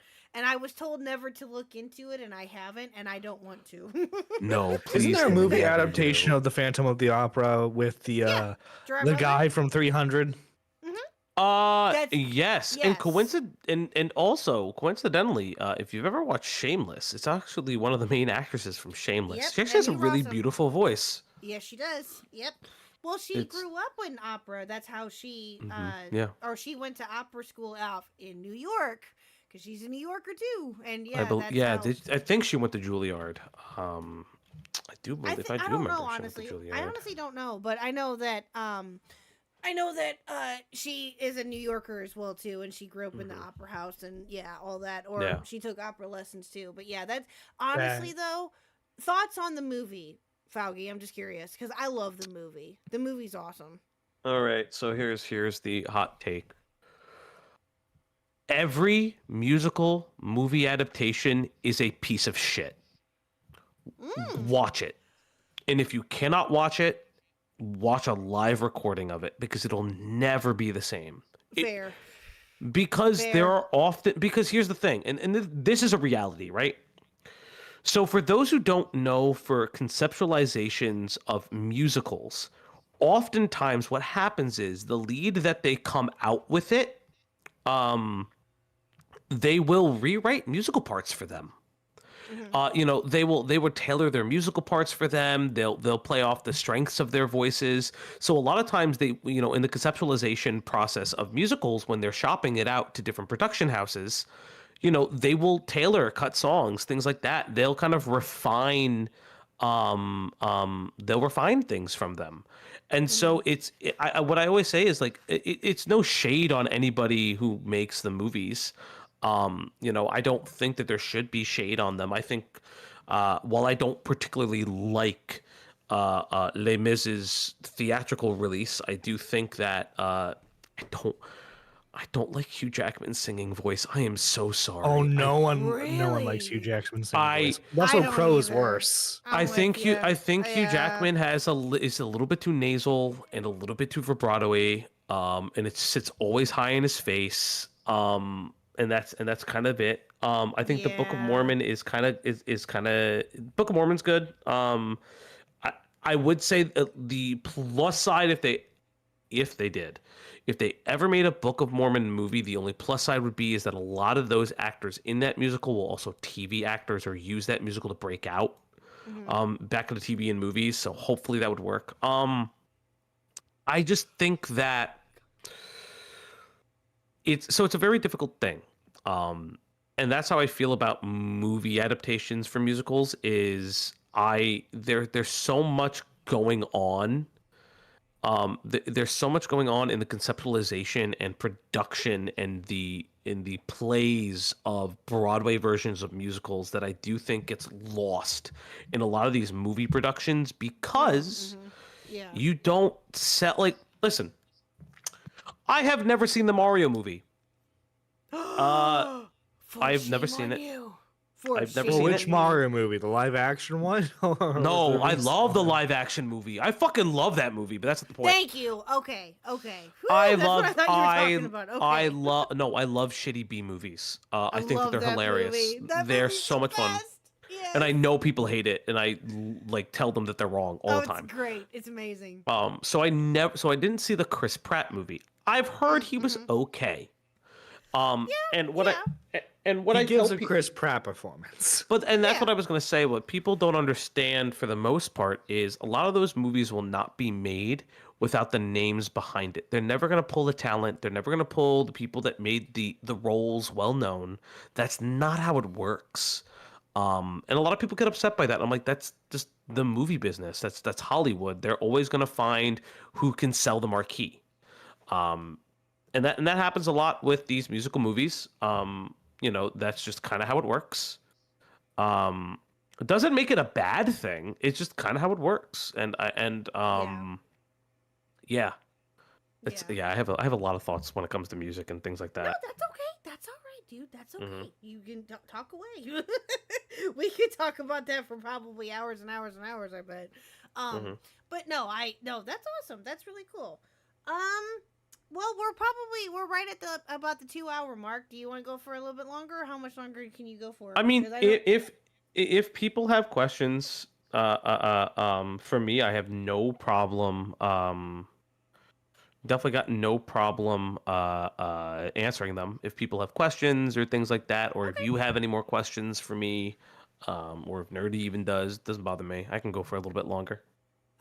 Awesome. Okay. Well, I know that you and I had kind of talked about playing it by ear a little bit, so I wasn't sure Yeah. if you had something else to do tonight. I didn't want to. So what's your OC based on? Oh, so the OC is based on what is known as in Japan it's Mega Man EXE. In the States it's the Mega Man Battle Network series, also known as Mega Man NT, the anime. The anime version would be called Mega Man NT. I've always loved what they were called. I've always been a really big Mega Man fan. And what in that series they were called the Net Navies. And I've always found that concept of the internet very fascinating. One of the really beautiful things about those games that it's such a weird thing nowadays because it doesn't exist, was looking at the conceptualization of how technology was looked at in the future from what we knew of. So like obviously like in the first games, it's the way you connect the device, the game device, and the device where your NetNavi lived in the thing was via a USB stick, like a USB port. But over time, that changes. It becomes like wireless, IRFC, like things like that. Like and like later games, which switch through like radio waves, like AC/DC, like AC and DC, like different things like that. Which they're not; those are not radio waves; those are electronic waves. But that's listen, the fucking translation didn't get it either. Not FM and AM. Too. Yeah, it wasn't like even though in the second set of games, because it's a different series. It's called Mega Man Star Force. They switch the camera and they make things 3D. Ones, right? Yes, the DS ones. They switch the camera and they switch. They make certain things. They call them FMians, but then it's like they use like fucking different terms of like switching between planes of existence, and I'm like, oh, you guys tried so hard. But yeah, that's where the conceptualization of the OC has come from. I'm not opposed to putting my face on camera. I just often like am not presentable by the time I'm on camera. Yeah, I hear you. I make the joke, like I was saying this to my friends earlier before we went live, but it's like my routine before streaming is like taking like a nice shower, and obviously you should shower every day. Please shower every day. Wash your ass. Yes, do a bunch of things. Wash but your ass. Yes, exactly. Don't pull a Deaf Noodles and don't wash your ass. Yeah, okay? please. Just don't do it. Just don't do not it. even just that. Wash your legs. Like that's actually Wash a big your thing legs. too. Wash your Yes, feet. exactly. Wash your feet. Yes. Yeah. And, real quick, I'm sorry. Thank you, Reese, for your raid. I appreciate you. Thank you, Reese. Thank you. Thank you. Thank you so much for the Reese Thank raid. you. Thank you guys so much. 2 raids But yeah, in one stream again. I'm very lucky. Okay, I'm sorry. Go ahead. no, you're fine. You're fine. But no, it's but yeah, no, it's definitely one of those things that you just gotta like enjoy. You just enjoy the medium that you're in, and like no, I found ways to be able to enjoy some of the concept creations and the the things that I love in media. So yeah. Yeah, I hear you. Let's see here. Was there any other questions here that I had? Oh, you gotta make sure to ask the standard KHuck questions. Oh, yes. What's the yeah, standard? I'll What get is to the that what in it? just a minute, Oh but, no. So, Faugi, I have to say something real quick because I don't know if you heard me or not, but as you were talking, I heard something behind me, which is a Mr. Huck. As soon as you mention Mega Man, I hear him go, "Jump and shoot, man!" And I had to turn off my microphone and tell him to shut up. For jump- Battle jump- Network, it's jump more and- just like dodge and shoot. It is, yeah. Battle Network is a really interesting game. It's one of the first games that inspired the weird card battler, like but like side-scrolling card battling thing, which is like really interesting. But no, your husband is correct. He is jump and shoot man. He is jump and shoot man. He is Always jump will and be. shoot man. Yep. It's Riding on cars. So there is. So to be fair, there is riding on cars. There is riding on cars. Yes. In the Mega Man X series, so the way that Mega Man works is after a certain point in time, they would discuss, they would shift focuses to different subsets. So specifically for your Mega Man series, you have your original Mega Man, that's the little blue bomber. It would split off by the time of Mega Man 10 into what was known as Mega Man X during the 32-bit era, if I remember correctly. Actually, it was Mega Man 5 was like the last Mega Man game they released, and then because Mega Man 6 came out right after Mega Man X, but it was still on the NES. Yes, because it was 16-bit. Yeah, it was 16-bit. Yeah, it was the shift to 16-bit. And then Mega Man X would like take place in like the nth future where Mega Man kills Dr. Wily, and now he has to deal with the fact that he killed somebody. It's very interesting, and like what the world would look like. What the world would look like if you killed the bad guy, but the robot still existed. X and X and the original Mega Man are two different characters. Yeah, yes, they are. But the original X game, like that original like 16-bit game, or was it 6? I can't remember correctly. 16-bit. Yeah, but no. But I can't remember if it was 6 or if it was X, where it was the end is Mega Man kills Dr. Wily. No, Mega Man 7 hints like Mega Man's about to shoot Wily. Yeah, oh, And that's then, what it is. and then yeah. Wily has to remind him that one of the rules of robotics is they cannot harm humans. Yeah. But yeah, so then X is a little bit of a different series featuring what they would just call Mega Man X. And then you have what is known as the Legends series, which starts at what some people would call Mega Man Legends. I owned it as Mega Man 64 because it was obviously it was on the 64. And then you have your Battle Network, which is what my OC is based on. And then there's other little things that Mega Man has been like in and out of for a series of time.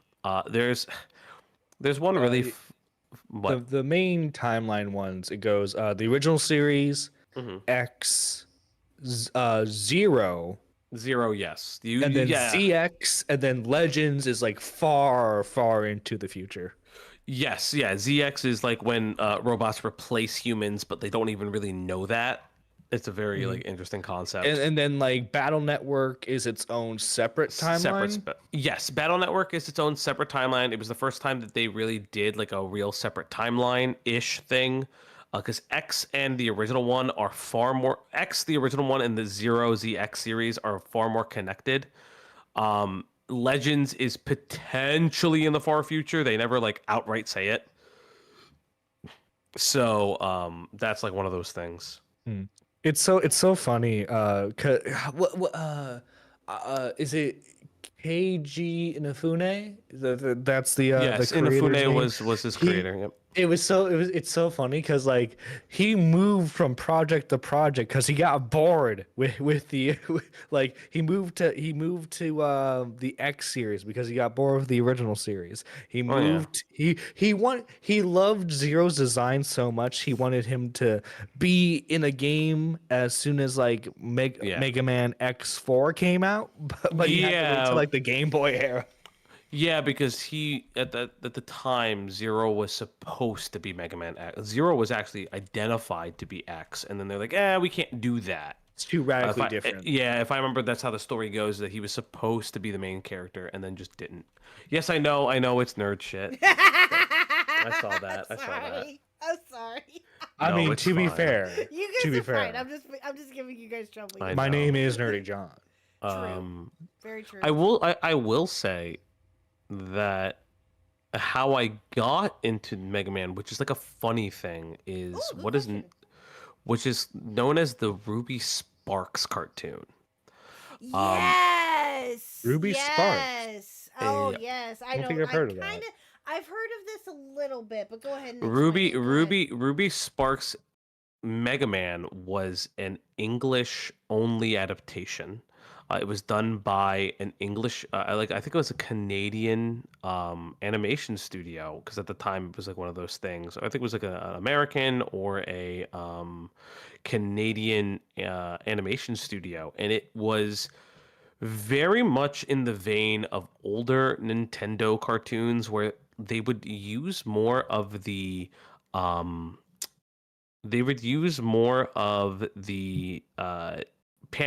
this is fucking aging myself. So games used to come in discs and sometimes cartridges, and oftentimes in those boxes they would have instruction manuals, and the instruction manuals would give you and the instruction manuals would sometimes give you lore.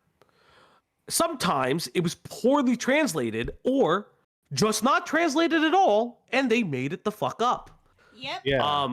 And like yeah. if you look at the original Mega Man's booklet, I think it mentions a city called like Monsteropolis or something like that. Well, it's the same thing. Course, the original Mega Man cover it's like it's a story in and of itself. I mean the other thing is that like the very famously one of the Mario games where they first introduced the Koopalings, called them like Bowser's kids, but they're not actually Bowser's kids. It's like a whole weird thing, and it's just like a mistranslation that Nintendo has just had to deal with over time. Yeah. Um, Yeah. But yeah, no, and then the Ruby Sparks cartoon is really, really funny. That's the one with the super fighting robot Mega Man. Yeah, super song, fighting right? robot Mega Man. Yeah, that's that theme. It's I don't know, man. That's like one of those things where it's like like a lost art form of weirdly and poorly adapted shit, and I miss it. It's like one of yeah. You ever That- watch the cat? What is it, Captain N? Captain N? That cartoon? I watched a little bit of it. It was before my time, but I did watch a little bit of Captain N, where like Mega Man is this weird, mega off-colored midget, and it's like the Yeah. funniest thing. He's What? like, And then like Simon Oh, Belmont is like this yeah. flamboyant coward. oh, yeah, because they didn't What? really know they didn't know what to do with them, and Oh my like that's. god.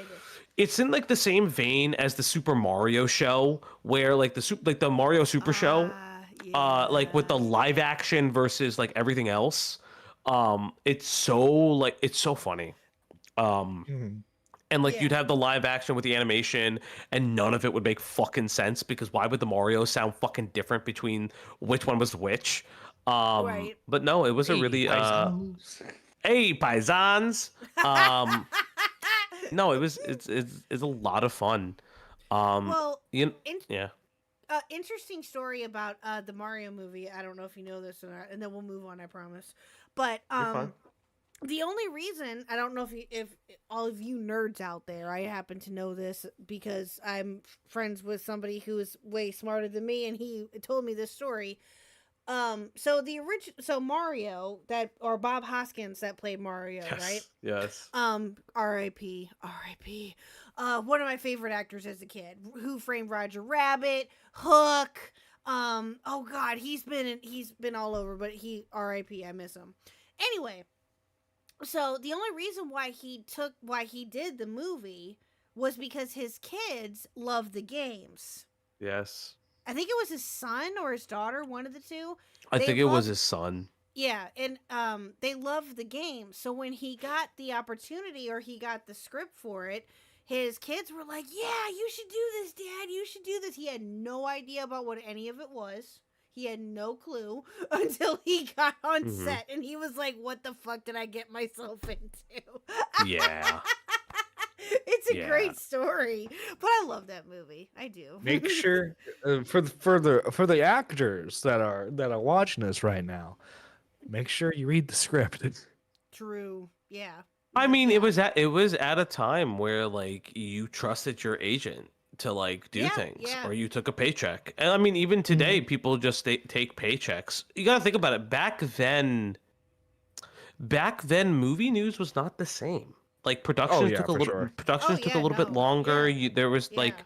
you heard about productions, but you weren't in it like that. Like it is Right. it is today has been so like today's movie industry and the way that we like view things so different. Oh my god, Well- there's this funny story about Sean Connery. So Oh, go ahead. in case, so well, I'm sure you guys know this by now, but originally the Wachowskis wanted him to play Morbius. He turned it down because he didn't understand the script. Oh, I But think then I've the heard Matrix this. blew up. And so he made a promise to himself that like even if he didn't understand the script, he would do the movie. You want to know what the next movie he did was? Around don't that I- time was it frame? the Rock? I don't It, remember. it's the Is it The it's the Rock? League of the Oh, the League of Extraordinary Gentlemen. Oh, that's Yes. fucking hilarious. That Oh, fucking that's that movie is funny. that movie is so much better than the shit it got. It's just like a fucking know nothing It's- like comic it's book pretty- movie though. It's Mhm. pretty mediocre. Like it's not. I wouldn't even say it's that offensive of a film. I think people just expected No. more from it because it's am I getting the comic book creator's name right? Grant Morrison. It's a Grant Morrison. I believe it's a Grant adaptation. Morrison adaptation, but it's one of his really early ones.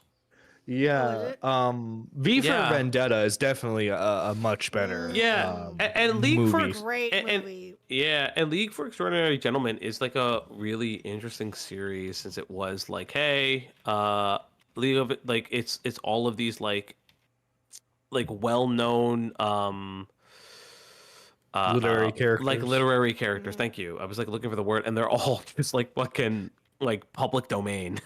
Like, thank God, thank So you God you don't have guys to are pay fucking anyone public money. domain. I have a funny story that I heard again. Other people have told me this who are smarter than me. I have a funny story about Michael Caine. And like just taking a paycheck. Apparently he was, or I have not seen this, but when he was doing Jaws 3, he was in Jaws 3. He was asked later, like how he felt about the movie, or how, if he still liked watched it or whatever, and he's like, I never watched that movie. I only saw the paycheck it got me, and I'm like, oh damn. Mhm. Oh damn. But yeah, Well, yeah, there 'cause- are some actors and actresses out there who just do it for a paycheck. Exactly. Yeah. Well, also too, we always give them like crap, right? But like being on a movie set is its own level of stress, right? Because there's a lot of moving parts involved with making a movie, and Yeah. and if one person is out of sync, it can make a whole situation stressful for people. So Oh, like yeah, if absolutely. you because like the Jaws movies were just being pumped out because they made money, but they didn't exactly have a budget to make those movies with. So Right, like right. you're Yeah. Well, if you- you're given a half-eaten ham sandwich to make something good, and it leads to a lot of stressful situations. So I Well, don't and that's- blame the actors for just wanting a Well, paycheck no, at the and end of that's that. like with well, speaking of stressful, that's where the famous Christian Bale rant comes from. You guys have heard that one, right? Yeah, the hockey Oh, what movie was he pads. doing? Was it The It was Machinist? It was the second Batman movie, if I remember correctly. Was it from the second Batman movie where that I came think from? It's either the second or the so. third. It's either the second or the third movie when it was the hockey. No. It pants, was I thought. Terminator. It was Terminator. Terminator Salvation. Well, no, but he's had two though. It was the hockey pants. Oh, did he? thing. Yeah, I think. Wait, was it? Oh, I only know the one that he did with Terminator. I didn't know that he had another one. Christian Bale. I'm gonna actually look this up, make sure I'm not crazy. Well, no, because the one that he was on Terminator Salvation, that one is fucking classic. Oh Yeah, my well, God. apparently he had a legit reason to be mad at that intern.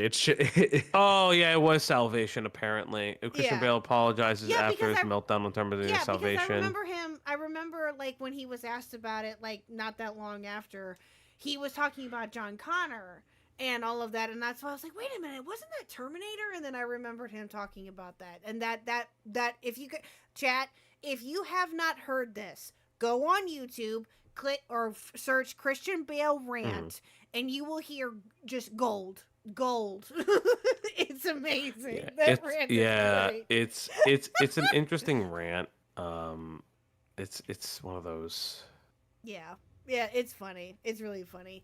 Well, sir, I only have just a few more questions for you. Are you ready? Yeah, of course, You ready? of course, Okay, of Here course. we go. This is hard. This is the serious questions, chat. This is the serious questions. This is where we Yeah. test Falgi and his character. I'm kidding. So, Go here's for one it. question. Here we go. What was there ever an event in your life that you couldn't explain?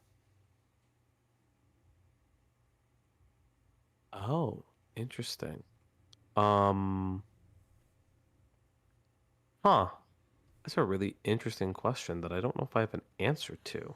Was there an event in my life that I could not explain? You mean like a spooky thing, or like I'm Spooky or just anything.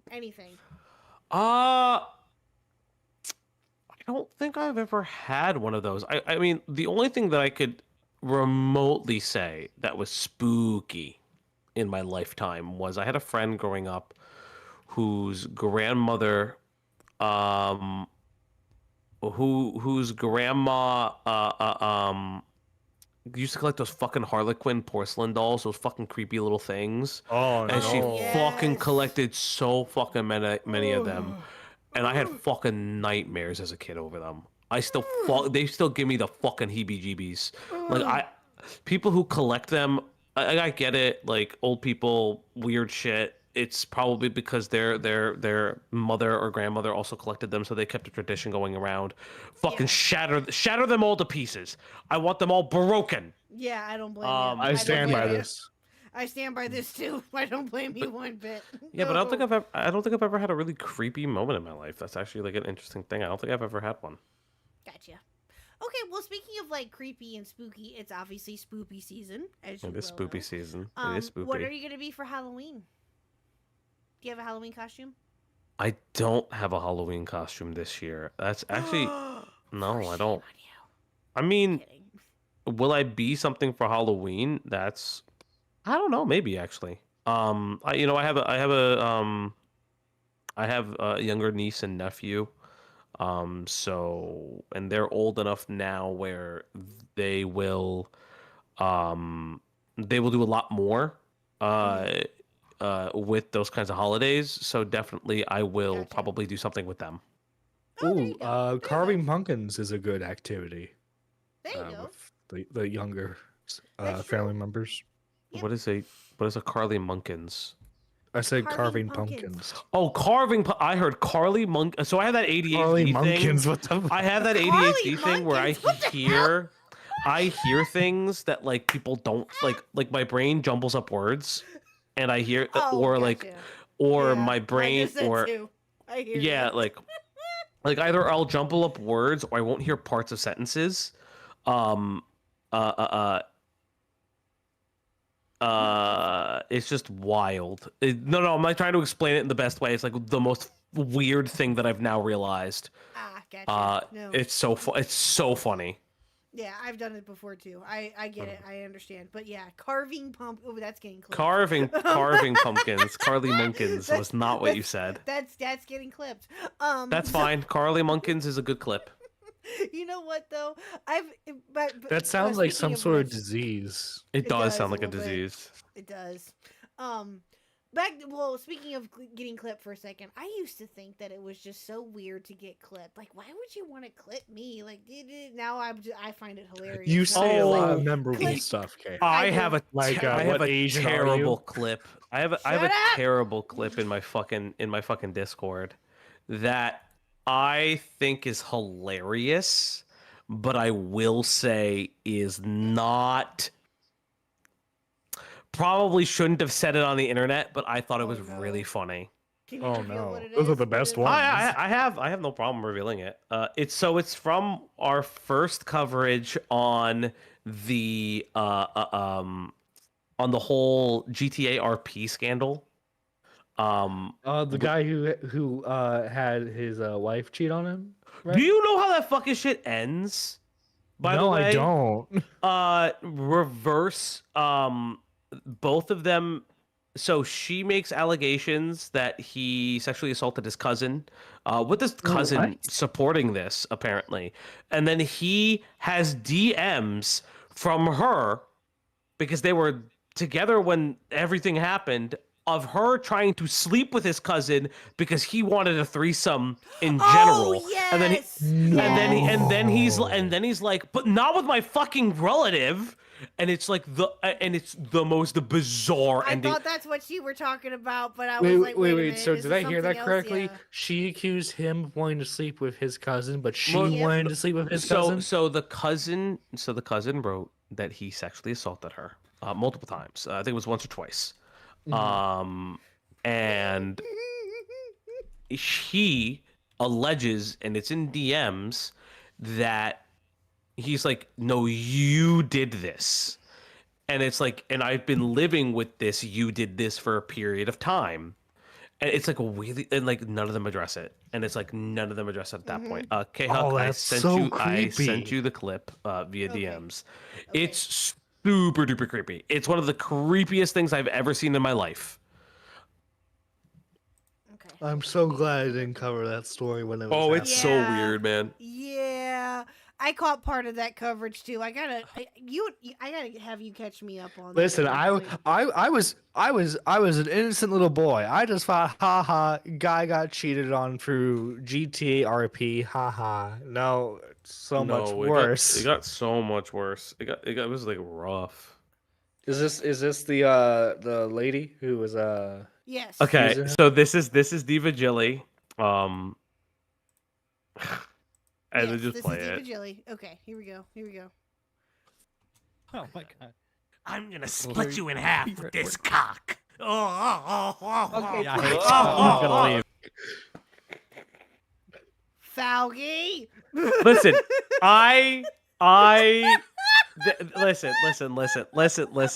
listen. I fucking.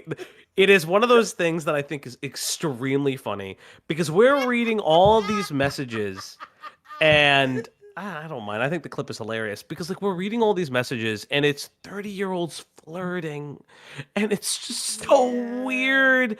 Okay? Yeah. I will say that's actually. I love content. Do not get me wrong.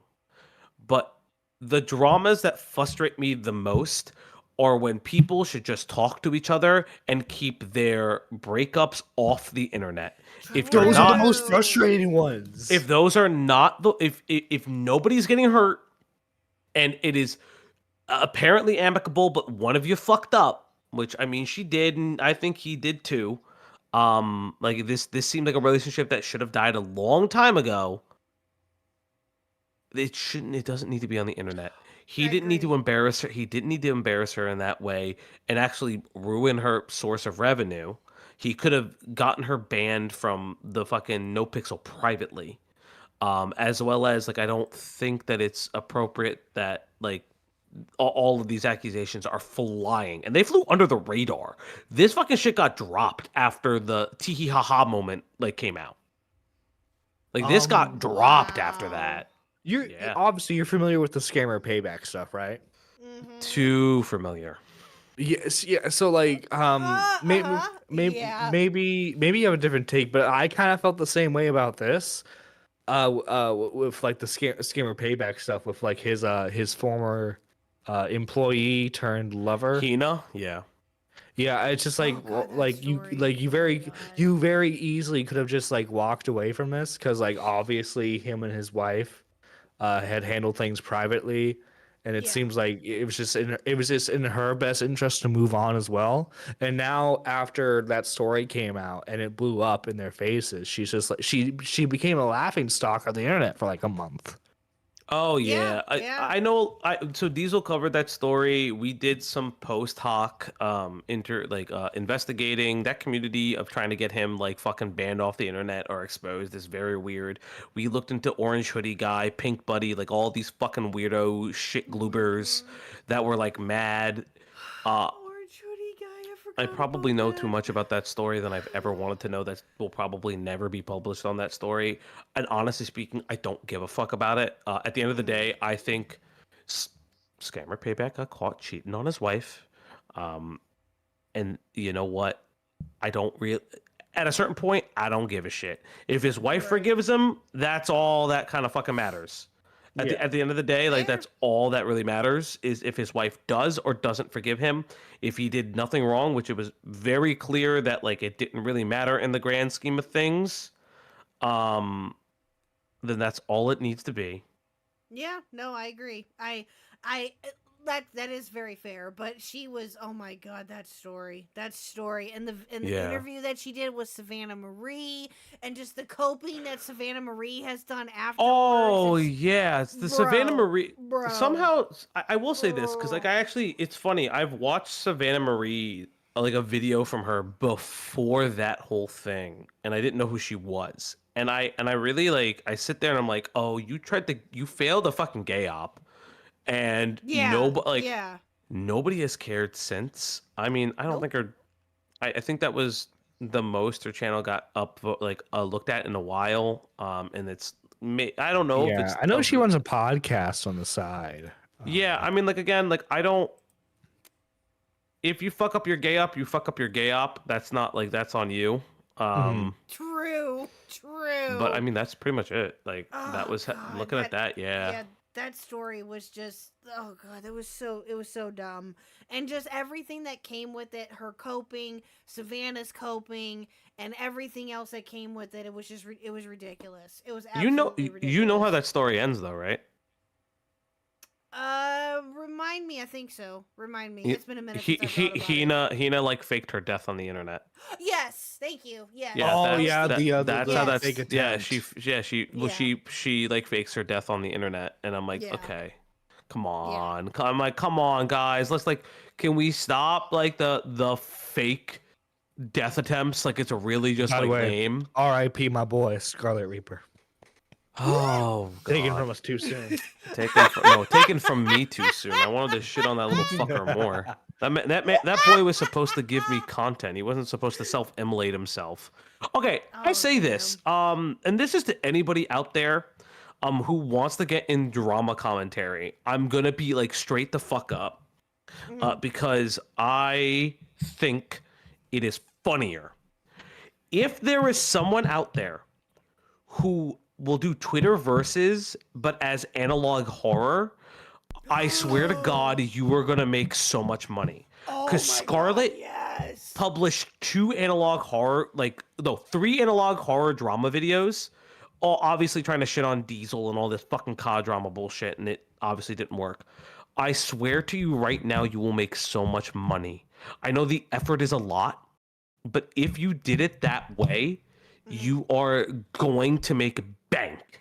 Because because I said this when he started doing it, what will happen is that, and I think positively that's part of the benefits of my stream as well, is you're going to cross over a lot of people who don't typically look at drama. Oh yeah, And true. I'm telling you, it is fucking interesting. I say this with like a lot of love in my heart that my stream, I'm very fortunate that like for some reason the Oplock streams are where a lot of like mods from other channels go to. And it's like, I think it's really funny that it's just like a bunch of mods just fucking shitting on human beings. Isn't that But it great? is, yeah. But I think it's a lot of fun, and I think that's one of Yeah. those things where it's yeah. If you make analog horror, like if you make Twitter versus as analog horror, I swear to you right now, it's going to be the most entertaining thing on the platform. Oh my god, that would be. Oh my like god. literally no holds bar, Bruh. the most entertaining thing. Yeah, You get a absolutely. fucking weird voice changer, put the fucking bullshit CRT VHS effect on it. I don't care. Put Use some like weird a fucking disturbing eerie Photoshop image of like someone. disturbing Photoshop image, or not even that, just the slow eerie music that hits that tone, like that. Yes, That absolutely. would pop off so well, and people And Horror don't get it. Hellfire would cover that immediately. Yes, you would, my dear. Yeah, You it would do be a hell of a job. so. It would be so much fun, and I don't think that like, if people don't know like how much fun that would be. In my opinion, it would be so interesting, so entertaining, and I Yeah, don't know why no one's done it absolutely. yet. Absolutely. Oh my god, you should do it. Do you want to do I it? You should do I it, can't baby. I can't edit for shit. I mean, we do have editors on the team. I can't edit for shit. I mean, if we had the time, we could do it. I could talk to my editor and see if that's something he would want to do. Ooh, there that you would go. be cool. That I would Do be like a think- test cool. run. Yeah, like a small. Yeah, yeah. It'd be like Twitter horror stories. Bruh, that'd be amazing. I'm not gonna lie. There you go. It- Twitter yeah. horror stories. No, it I- came yeah. from Twitter. I would react to that too. And so, No, yeah, in a it heartbeat. came from Yes. Twitter. I'm picturing the 50s Yeah. sci-fi poster now. Oh, That's It fucking came amazing. from Twitter. Let's go. One Let's day there was a man named Boblax, and he got fucked on the internet. He thought he was a BPD girly, and he's just Poor autistic. Poor Boblex. Oh, yeah. God, that, yeah. no poor Bo Blacks. No poor I Bo know, Blacks. I mean, know. I mean, listen. At the end of the day, listen. I say only poor Boblax, not because he got his comeuppance, but because it's just kind of like a funny, like, listen. You can be a snake on the internet, but kind of just be honest about being snaky. Like, stop doing this like little like Yeah, I pretend gay agree. op shit. Like, Yeah. That's what I do. don't do the pretend gay op shit. It makes you just seem really fucking weird. And no one wants to be your friend. And even when they are your friend, it's impossible to defend you. Like Yeah, literally impossible. yeah, yeah, I know. Well, what bums me out about that, and I've talked about this before. What bums me out about it is that I really like Bo Blacks, I do, but he just did this to himself, and he got his comeuppance, as people have said, and as you just said Hmm. too. And yeah, I mean that's just how it is right now. I Yeah. mean, did he? Did he do this to himself? Unfortunately, yes. And from what has came out about it, and I don't know if anything else will come out with it, but yeah, it's sad to see because I really do like him. I think that that's part of the reason why I'm kind of bummed out by it, but it is what it is. Yeah. So I mean, I think that's just the nature of how it like all comes out. yeah, Um it all comes down to kind of just what is happening, how you're feeling, and how you kind of interact with the media around you. mm-hmm. I agree. I agree. Okay, all right. Last three questions. I promise. Are you ready? Here we go. You're fine. You're fine. Okay, Rapid here we fire. go. Let's go. Okay, here we go. If you could go anywhere in the world, any time period, where would you like to visit? If I can go anywhere in the world, any time period, where would I like to visit? You want to know what? And this sounds really, really funny. I wish I was an adult during Y2K. Ooh. The dot com era, bubble boom, and all of That's a those things, first and like the one. That's a bursting. first I that would we've had. love, I would love to, because I've read like I've listened to stories around the Y2K era, and kind of like how that all played out, and I really think that that's like kind of like an interesting microcosm on how people work and how they react to perceived disaster. So I think for me specifically, yeah, the Y2K like era, like watching all the way up to it and then like seeing the aftershocks of it, I think that'd be really interesting. You think you Yeah. could have convinced a few people for them to give you their Oh, computers? motherfucker, I'd be selling all the stupidest fucking like this will protect your computer forever bullshit. Oh, I would hawk Bruh. so And then hard. when That's then hilarious. when Yep. Y2K happens and nothing happens to the computer, they're like, "Oh my god, it worked." Exactly. That's hilarious. Exactly. Oh, that's funny. Yeah, I was 12 when all of that was going on. That was an I interesting wasn't time frame. born. Shut Yeah, up. I was I would have been okay, so I was born in 93, so that would have been around 6 or 7 by that time. Oh, Yeah, I it would have am been like older than you. 7, yeah. I am Yeah. older than you. That's right. I forgot. Yeah. Oh, but Cloudy says, but I wouldn't save us from tragedy. I mean, no, like I don't know, like for me when I think about like time frames, Love when I think how about savage he time, is. yeah, when I do think about time frames that I would love to go back to, I always think about how did people react to it? What's the most interesting questions I can get from it, or what are the most interesting interviews I can get from it? Hmm. And so for that's why I would love something like that. Oh, that's a good answer. That's a very Yeah. good answer. I like that. I like that a Mhm. lot. We've gotten like, going to like the European era. We've gotten all sorts of different responses, but that's a first. That's the first Yeah. one. Mhm. All right, let's see here. What's the most interesting thing you've read or seen this week, either commentary related or world events? Besides the jar What stuff. what is the most interesting thing that I have seen this week, Besides commentary the or otherwise related? yeah, besides the jar stuff. Besides stuff that we cover. Yes. That's actually a really interesting question because it's like I'm thinking of interesting in so many regards because like one of the things that I mean the Asmongold stuff is interesting but not for the reasons I would want to cover or even discuss. Mm-hmm. Um Mm-hmm. that's really I actually don't even know if I have I think that's the thing. I haven't been like watching a lot of media or anything like that or reading as much as I probably should nowadays. I've just been like working Mm-hmm. and stuff.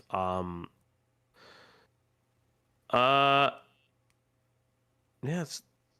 Okay, so this is not drama. This is not drama related. This is not anything related. I will not reveal names because I cannot legally.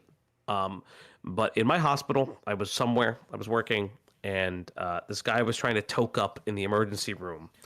And we had to explain to him, you light a fire, there's a lot of open O2 tanks around. This entire emergency room goes boom fucking boom. And he's like, but I just want to get high. I was like, me fucking too. I get high somewhere else. Not in the fucking ER. And I'm like, oh god. But yeah, that would be the most interesting thing that happened to me this week. I would say that. Oh my god, that's great. Oh Yeah. god. Why? Oh, Yeah. okay. Well, speaking of lighting themselves on fire, I have something to show real quick before I get to my next question because this Okay, is go too for good it. for me not to show. Okay, this is too Okay. good for me not to show. Okay. So, I hope it's not the little Bernie man. Falky, have you ever heard of a man called Mr. Based by any chance? What the fuck is Mr. Based? Why am I afraid? Oh, you'll find out here in a second. Okay. hold on. So I saw this today. Oh god, Okay. what am I afraid of now? So chat, I saw this earlier today. Those of you who know. Oh fuck, is this dude with like World of T-shirts? Yeah, Yes. yeah. Oh Yes. my fucking, so I have been like tangentially following this drama and this whole situation, and all I've ever like been like is like World of T-shirts needs a conservatorship like no fucking other. Mhm. And Mr. Yeah. Bass Yes. needs to go to jail for like the abuse of disabled persons. Yes, I agree. Like this is 100%. this is insane. Yes, 100%. No, I absolutely agree. So I saw this today on Twitter. This is from Smokey McCrack, nice name. Here's the full video of Mr. Bass lighting himself on fire. Oh, let's go. Smokey, by the way, he does a lot of coverage of lol cow / kiwi farms figures. He does a really good job with the coverage. If anyone is interested in following this sort of stuff, I would suggest checking his channel Oh my out. god, this Oh, please, okay. please. Yeah, I only just heard of him today. Okay, well, fair enough. There you go. So yeah, he got a dono telling him to pour Everclear on him. Okay, and there's a lot of lore to Everclear, this. okay. Yeah, so let's there's also lore in regards to so for those who don't know, World of T-shirts is a very autistic gentleman. He lost his mom, and his big thing was always traveling. And at a certain point, Yes, he still World of does. T-shirt he does still travel, but at a certain point, World of T-shirts gets very addicted to alcohol. Very, Yes. very addicted to alcohol. He still Mhm. is, and he's Yeah, sadly, yeah. and he connected with different producers, currently one of which is now Mr. Based, Yep. that will force feed him alcohol and allow him to have his moments of complete mental breakdowns via autism. Yep. Very famously, there's one where he is running, quote unquote, running from his life in the middle of the street. And you could see him bite himself. And that's for a lot of people, self-injury behaviors like that, specifically people who suffer from autism, self-injury behaviors like that are you see kids do that because they don't know how to Yeah. outlet their emotions. Yep. Yep. And so that's a lot of the context for so this is sad. that like Mr. Bass says that he's gonna get a World of T-shirts sober, but clearly doesn't, and clearly feeds into his madness, and it's really Yep. Yeah. it is it's like sad. actively depressing, actively Yeah. very Yeah, depressing. agree. So World of T-shirts. He went, as you said, his mother died. His grandfather was taking care of him for a long time. When he was taking Yeah. he started doing TikTok when he was still living with his grandpa. Obviously, like it wasn't the most wholesome of followings. Because like I think he was still like being like um what's the word I'm looking for? He was still being A-logged? A-logged Yeah. by Kiwi Farms, right? But it was more it was more like, oh, he's just like a weird guy on the internet, you know? It wasn't it wasn't necessarily anything like too harmful. And then like you said, as soon as he did like the New York tours and started drinking a lot, it just unfortunately Yeah. Yeah. a really bad road. And this is all like I always feel like a tremendous amount of like sadness when I eventually like watch content about these people. It's because it's like it's not like they do some terrible actions sometimes, but it's like you see a person that genuinely just needs help. And like if Right. they just got the help that they need and deserve, they wouldn't be in this situation, you know? Right. Yeah. Right. No, I agree. Right. Yeah. Well, we Yeah. interviewed Alex Novell. He's the guy that Mr. Bass attacked. Yeah, holy yeah. shit. We interviewed him. Oh my god. Oh God, when was that? This was a couple. Because of that weeks happened. ago. Yeah, because it happened like mid-September that Mr. Bass Yeah. attacked him. Yeah, about a month ago now. Yeah, it was about Yeah. a month ago, and we talked with him, and he's making the documentary on him, and all that. But wait, what? Oh, not Joshua Block yet. Oh, yes, it's Joshua Block and Mr. Baseburn. Yeah, yes, yeah, yes, yeah. it is. But we talked with him about what happened with him and everything, and he's making the documentary on him. I believe that he's almost done with it. Possibly, I don't know that for sure. But when that drops, I'm gonna be watching that for sure. Yes, Oh, that's gonna make me feel like shit. Daniel Larson Yeah. is also another interesting newer lolcow. Yeah. Yeah, I know about Larson. I do know about Dan Larson. That one's just like That's another sad one. that one's like, do I want to like go into potential like rumor shit? And I'm like, I don't fucking like that. That's one of those things where it's like I don't want to go into everything about these people sometimes. The rabbit hole's too I deep. hear you. Yeah, with him, Yeah. I 100% agree. But okay, so let's watch this little minute clip, chat. I want you to just watch this. I saw this today, and I'll just leave it at that. Based and light it. Just for the fact he's ignored my last 4 donations. Do you want to pour Everclear on me and light it on fire? No. You'll die. Won't be like a magic trick, it'll just burn out? No. How about we put it on my arm and light it? Okay. Okay. You fucking Don't put a lot. fucking Don't put a lot. idiot. It doesn't matter how a lot it is. Okay, ready? It's fucking Everclear, Light you it, dumb light shit. it, light it. Do you know how much fucking alcohol content is in Everclear, you dumbass? Yeah, even he's like fucking taken away from me. Get fucked! That's so bad. Oh my fucking god! Holy shit. He What'd I do deserved for that, you fucking idiot. views, huh? Oh my god, clip it! I didn't realize it was. Don't end it, Josh! Don't end it, no! No, don't end it! Oh my fucking Don't god! I smell fire burn! Ah! Where are you? Yeah. I love how his immediate thing is, oh, let me get something for Yeah. this burn. I Oh know my it. god, that's Okay. clippable, chat. Yeah, That's that clippable. happened. Yeah, Uh, that happened. I'll say this about Mr. Beast. I will say this very clearly and very honestly. That man would not survive in a cell block if they knew what the fuck he did on the inside. All I'm gonna say. Would not survive. Because people don't like that. People don't like when you do shit like this. People don't like this. You're taking there are certain people that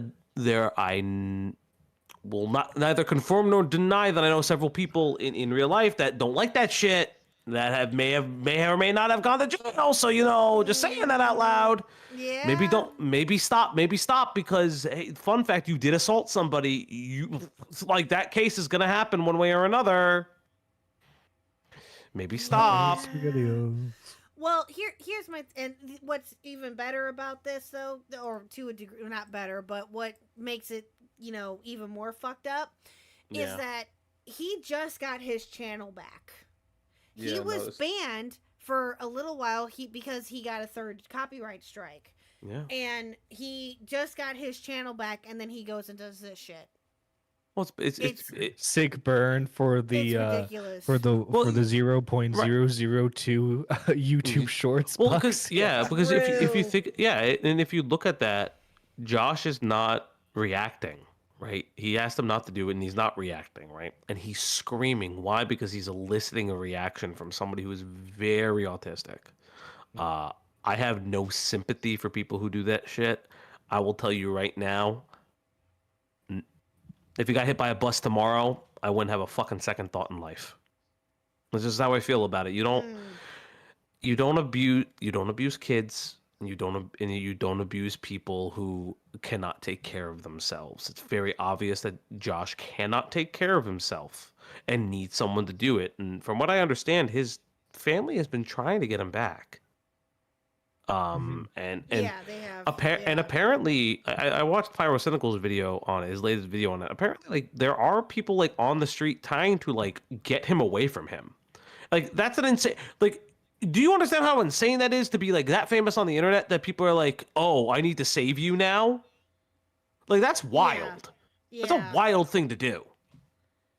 Yeah, the whole thing is just insane with them. See, and that's the thing is that I didn't really know anything about him until one of our lovely people within the community, two lovely women in the community, Shanry and Purple Paw Prince. They had told me about him, and they were like, "KHuck, you have to cover him. You have to cover him." I'm like, "Why?" And then I started looking more into him, and I'm like, "Oh, Jesus Christ, here we go." And that's but I haven't touched him. Oh, that's gonna sound wrong. I have not covered him in a while because of all this other shit that has happened. But at some point, I do need to go back to him and just God.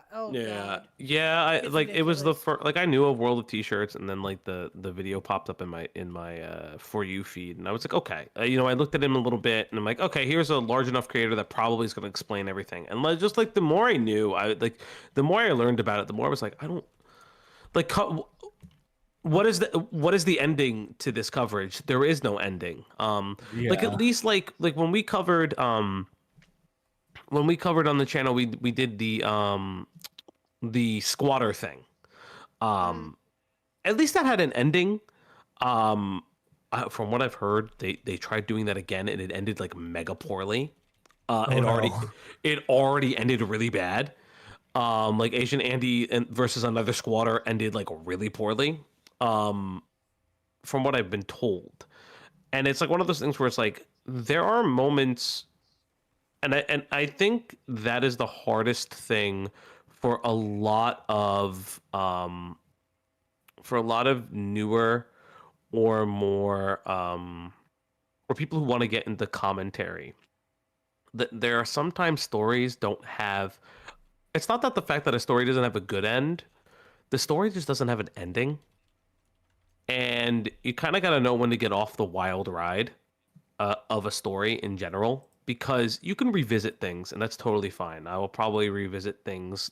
We revisit Mama Max and things like that whenever he pops his fucking head back up, shit like that. But I think that's why a lot of people burn out sometimes, is that the stories just don't end. Yeah. Regardless if they end well or not, if they don't want to end well or not.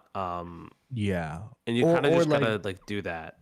Yeah. Or they let the story consume them and they become like an anti. Like Xylee has covered so many like anti communities in the past because like a story will a story will start off perfectly fine. YouTuber A did something crappy to YouTuber B, right? And it's a perfectly reasonable story, cut and dry who the bad guy is. But then it's like as months and months go on, then YouTuber C gets involved and YouTuber C does something even worse to YouTuber A. Even though YouTuber A is like bad to begin with, like obviously they didn't deserve that. Like a good example of this was like the quantum TV stuff. That was a really fun story because it was a copyright abuse issue, which was really easy to make fun of. It was super fun, but then like Quantum started getting like started getting like the act man's like Mhm, mhm. IRL family involved. Yes. The act Yeah, man that was ridiculous. then insinuated that he was gonna copyright strike Tommy C Oh, for God. poking fun of the situation. Towards the end of that drama, it was not a fun story. Yeah. Well, it's the same thing that Yeah. kind of happened with Andy Pants in a way, because he did the same thing, and now he walked into the commentary community, and now commentary has got his eyes on him. You know what I mean? It's the same thing that Yeah. happened. It's ridiculous. It's absolutely ridiculous. The whole quantum mark was just nuts. I remember all that, and it's still happening, which is sad. I think it's even sadder. Is people abusing the copyright system like that? It's ridiculous. I mean, unfortunately, that happened far before Quantum TV, and it'll happen far after until YouTube actually takes action against false flagging. You don't like quote unquote, and I do quote unquote losing your channel because I've never seen anybody truly lose their channel from it. Mhm. Until like the actual threat happens, like YouTube actually steps in, takes action, shows that they will take action, and shows that like they're not just gonna pussyfoot around. You will never ever see it stop. Yeah. And YouTube won't take Well, the stance because YouTube doesn't know how to. Well, yeah, because YouTube's in a weird situation because like they have like safe harbor laws helping them out, right? Yeah. Because like as long as they don't take like an Mhm. official stance on like any individual copyright issue, then the major like the v- all the stuff that's on YouTube is protected then because like Yes. obviously like there are tons of re-uploads of like songs, remixes, that kind of stuff, and like originally like the labels and companies that are in charge of these intellectual properties wanted to sue YouTube's themselves, but Mhm. YouTube has always maintained the defense of like, well, we're not the ones uploading this, it's the individual that you need to contact. Mm-hmm. So, so if YouTube starts taking action on individual stories, then companies can then go after YouTube, and it would just lead to a big bloody legal mess that no one wants to get involved in. Exactly. Yeah. Right. Yeah, I agree. All right. One last question here, good sir, and then we Yep. will. I would love to talk with you even more, but I know that you have a life, so I have to. I kind of I respect that. do unfortunately have a life. I know. No, you're. How dare you be a Um, productive member of society? Mhm. Okay, last question, and this is gonna be a tough one. All right, you Mhm. ready? What's your favorite place to eat? Okay. So I will not reveal the name of the place. You Can't do not 'cause have that's to do that. No, that's oh, fine. I'm not. Oh, I will never will. But there's a restaurant I like to go to. And it is okay. So I'm a bit of a foodie. This is a thing that you're gonna find out. It is a former like Michelin star restaurateur. He opened up a restaurant here, and it is that like stereotypical farm to table thing. But one of the things I like about it is that it's very homey. Um, the property that they took over was an old cooking school, like one of those like mom and pop cooking schools, and they never really took that part of it away. So it's like one of my favorite places to eat in the state I live in. It's a lot of fun. I always go there when their seasonal menu shifts. And it's a lot of fun. Yeah, it's one of my favorite places to eat in the state. Oh, there you go. Okay, there you go. That's a good answer. All right. Mhm. All right, sir. Well, that's all that I had for you. Nerdy, did you have anything else? No, well, not really. Oh, here's just a quick one. Favorite console? Ooh.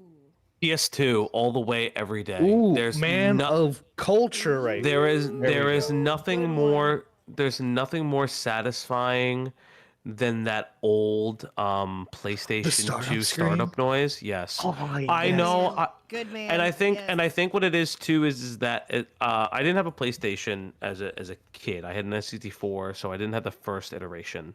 And I so I would have PlayStation 1 games. And so my association with the PlayStation, like the old Sony PlayStation noise, is technically from PS1 games. So I just combined both of them inside my own noggin. Have you ever like when you were still like a kid, still living with your parents? Did you ever pop open your PS2 and then like the startup noise plays and you had your volume up a little too high for the Yes. startup noise? So Yeah. no. Yeah. I will tell you this, as a kid, what I would do is I would watch things and I would turn the volume all the way down to 0 and just Oh. watch it without words, without or what I would do is I would put it all the way down to 0 and just press 1 and put my ear as close to the television as humanly possible without waking up my family. That is how I dealt with that whole kind of thing. Yeah, that's something I used to do as a kid. Cool. Good kid and good man. Good choice. Good Mhm. choice. Mhm. Alrighty. Well, I think that's all that we had for the night, and thank you so much. I know that we went a little bit over than what we had initially planned, but that's okay. It's all good, no yeah, worries. Mister, I did an 8-hour stream the other night. Yeah, and I Sir. can do another fucking one if I needed to. Ooh. You're like, Ooh. and? And I'll do it again.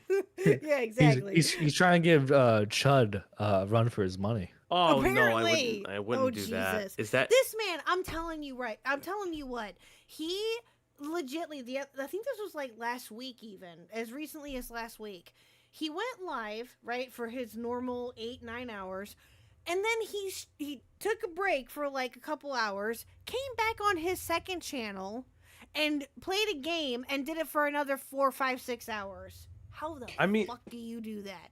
I mean, I think it's just because like content, like I would assume for Chud, and I can only like understand for him is when you get to when you're a channel of that size, you do have enough people that you trust in your inner circle to like grab things for you, or you've built enough acumen with other streamers where either they leak things to you or bring things to you, or you trust other people to just like have something. And I think that that's one of the things that is interesting about the commentary community is that we share things very politely, if we like each other, which is what we try to do normally. Yeah. So yeah, I think it's an interesting, fun time. Yeah, no, I just was like, oh my god, how the hell do you do that? I would be dead to the fucking world, but then again, I'm not Chud, so yeah, I get it. Yeah, to each their own, I guess, but Yeah. all right, sir. Well, thank you again for joining us tonight here. I appreciate it. You are a friend of the channel now. You are welcome back anytime. Whether you like it or not. Thank you very much. Thank you very much. He's politely holding the gun to your head to come back. I know. I hear that. I hear the gun. So, do you have anything that you want to promote real quick here before we let you go and you head out? Just like my channel, the Op Block. You know, we stream. I wish we had like a better stream schedule, but it just depends. Typically, Monday, always a Wednesday, and then alternating Fridays and weekends when I can or when something happens.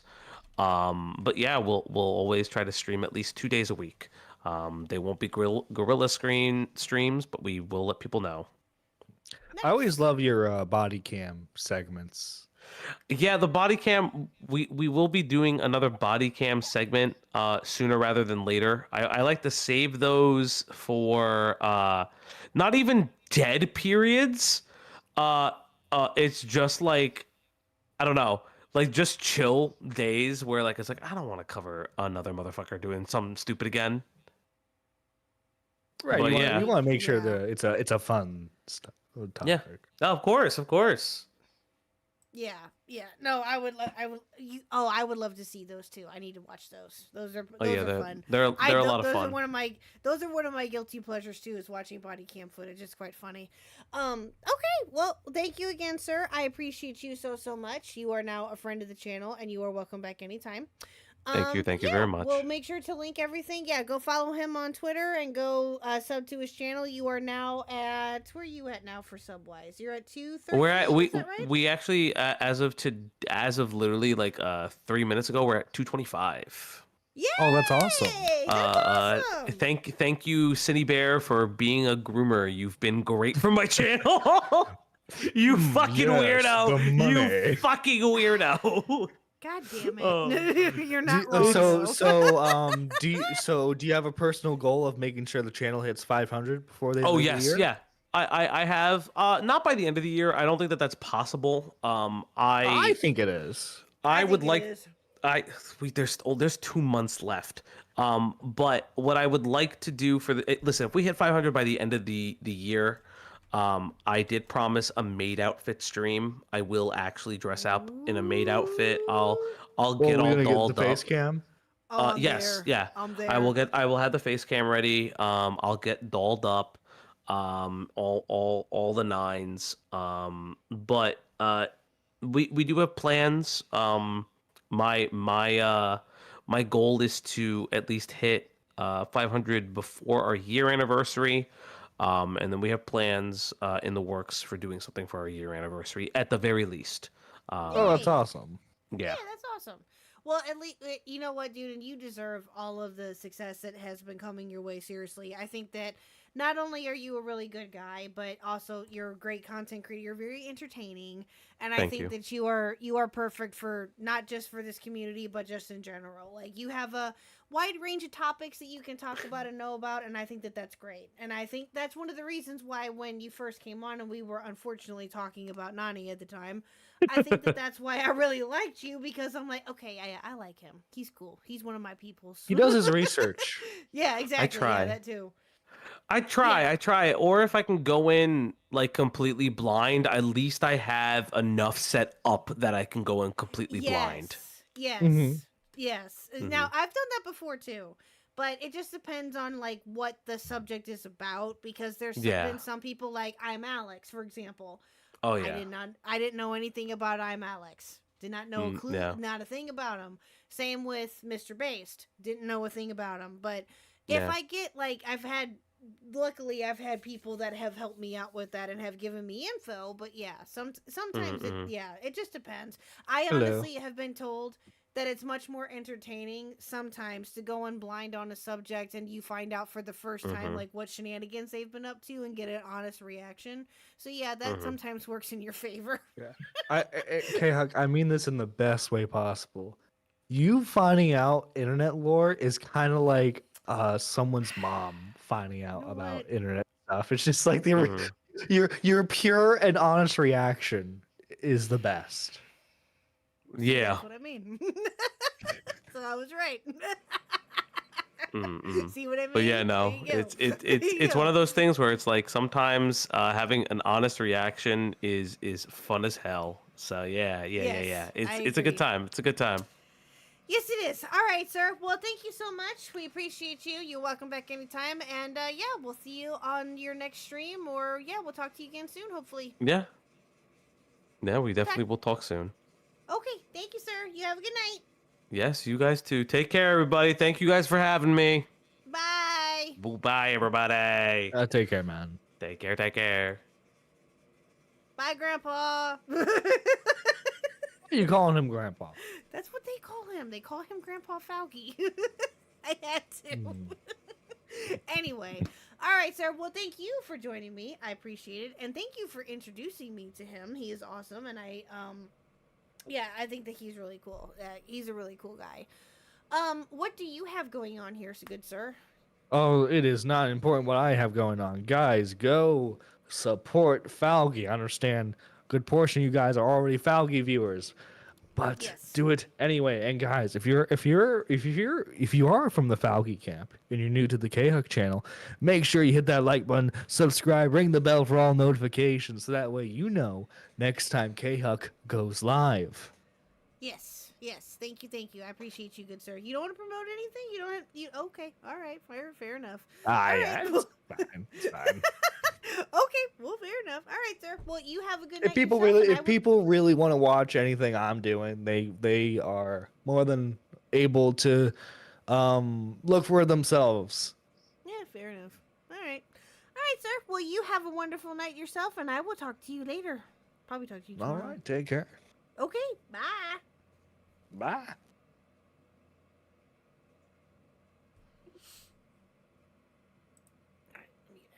Okay, well, thank you, chat, for so much for coming out here tonight. Thank you to Faugi. Thank you to Nerdy. Thank you to everybody who showed up. And thank you for the super chats. Did I get everybody's super chats here real quick? Let me double check that. Hold on, give me 1 second. Cool Anime Girls for 5. I think I got everybody's. Q for 2. Do the Mountain for 2. Andy for 10. Yeah, okay. Alright, just want to make sure that I got everybody's. Thank you to all the super chatters. Thank you to all the chats. Or all the chatters, excuse me. Thank you. You guys are amazing. Great week of streams so far, guys. It's amazing, and I cannot thank you guys enough for it. But there's something else that I want to show you guys real quick before we officially head out here. Give me 1 second. So, I saw this earlier, and I cannot believe it. I cannot believe it. I am so grateful for every single one of you, and I can't thank you all enough. I cannot believe that we're already at 550, and that's incredible. And we just hit 500 like less than a couple weeks ago. That's insane, chat. That's insane. Like, what? But I love you all to death, and I'm not gonna cry, I promise. I'm done. I'm not gonna cry. But yeah, you guys, thank you again so much for coming out tonight. Greatly appreciate it. This is the last stream for the week. You guys all have a great weekend. Go out and touch grass. Go do all the wonderful things with your family, your friends, whatever.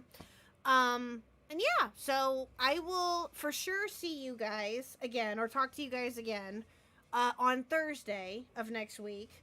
But it's possible that we may see you guys again sooner. Again, it just depends. I don't have a schedule just yet for next week. It will all just work. It's kind of up in the air except for Thursday. So, if anything, I will talk to you guys on Thursday with Mr. King Sly. That's going to be a lot of fun.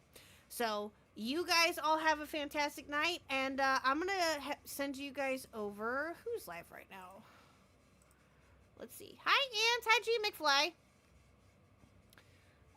Who is live right now? Is it just Diesel? Is Diesel still alive? Hold on, give me 1 second. Not from the looks of it, no. Oh, Mike the Bike is live. There you go. There you go. Let me see if I can raid into him. Give me 1 second. Let's see. Can I redirect to him yet? Oh, I don't think I have a way of being able to do that. Ah, dang it. I still gotta figure that out. Okay, let's go raid Mike the Bike, chat. Go raid Mike the Bike. Go show him all the love. Let me put his link in there. Tell him it's a KHuck raid. There you go. Go raid Mike the Bike and go show him all the loves, please. Please and thank you. Alright, chat. I'll talk to you all next week. Bye, guys.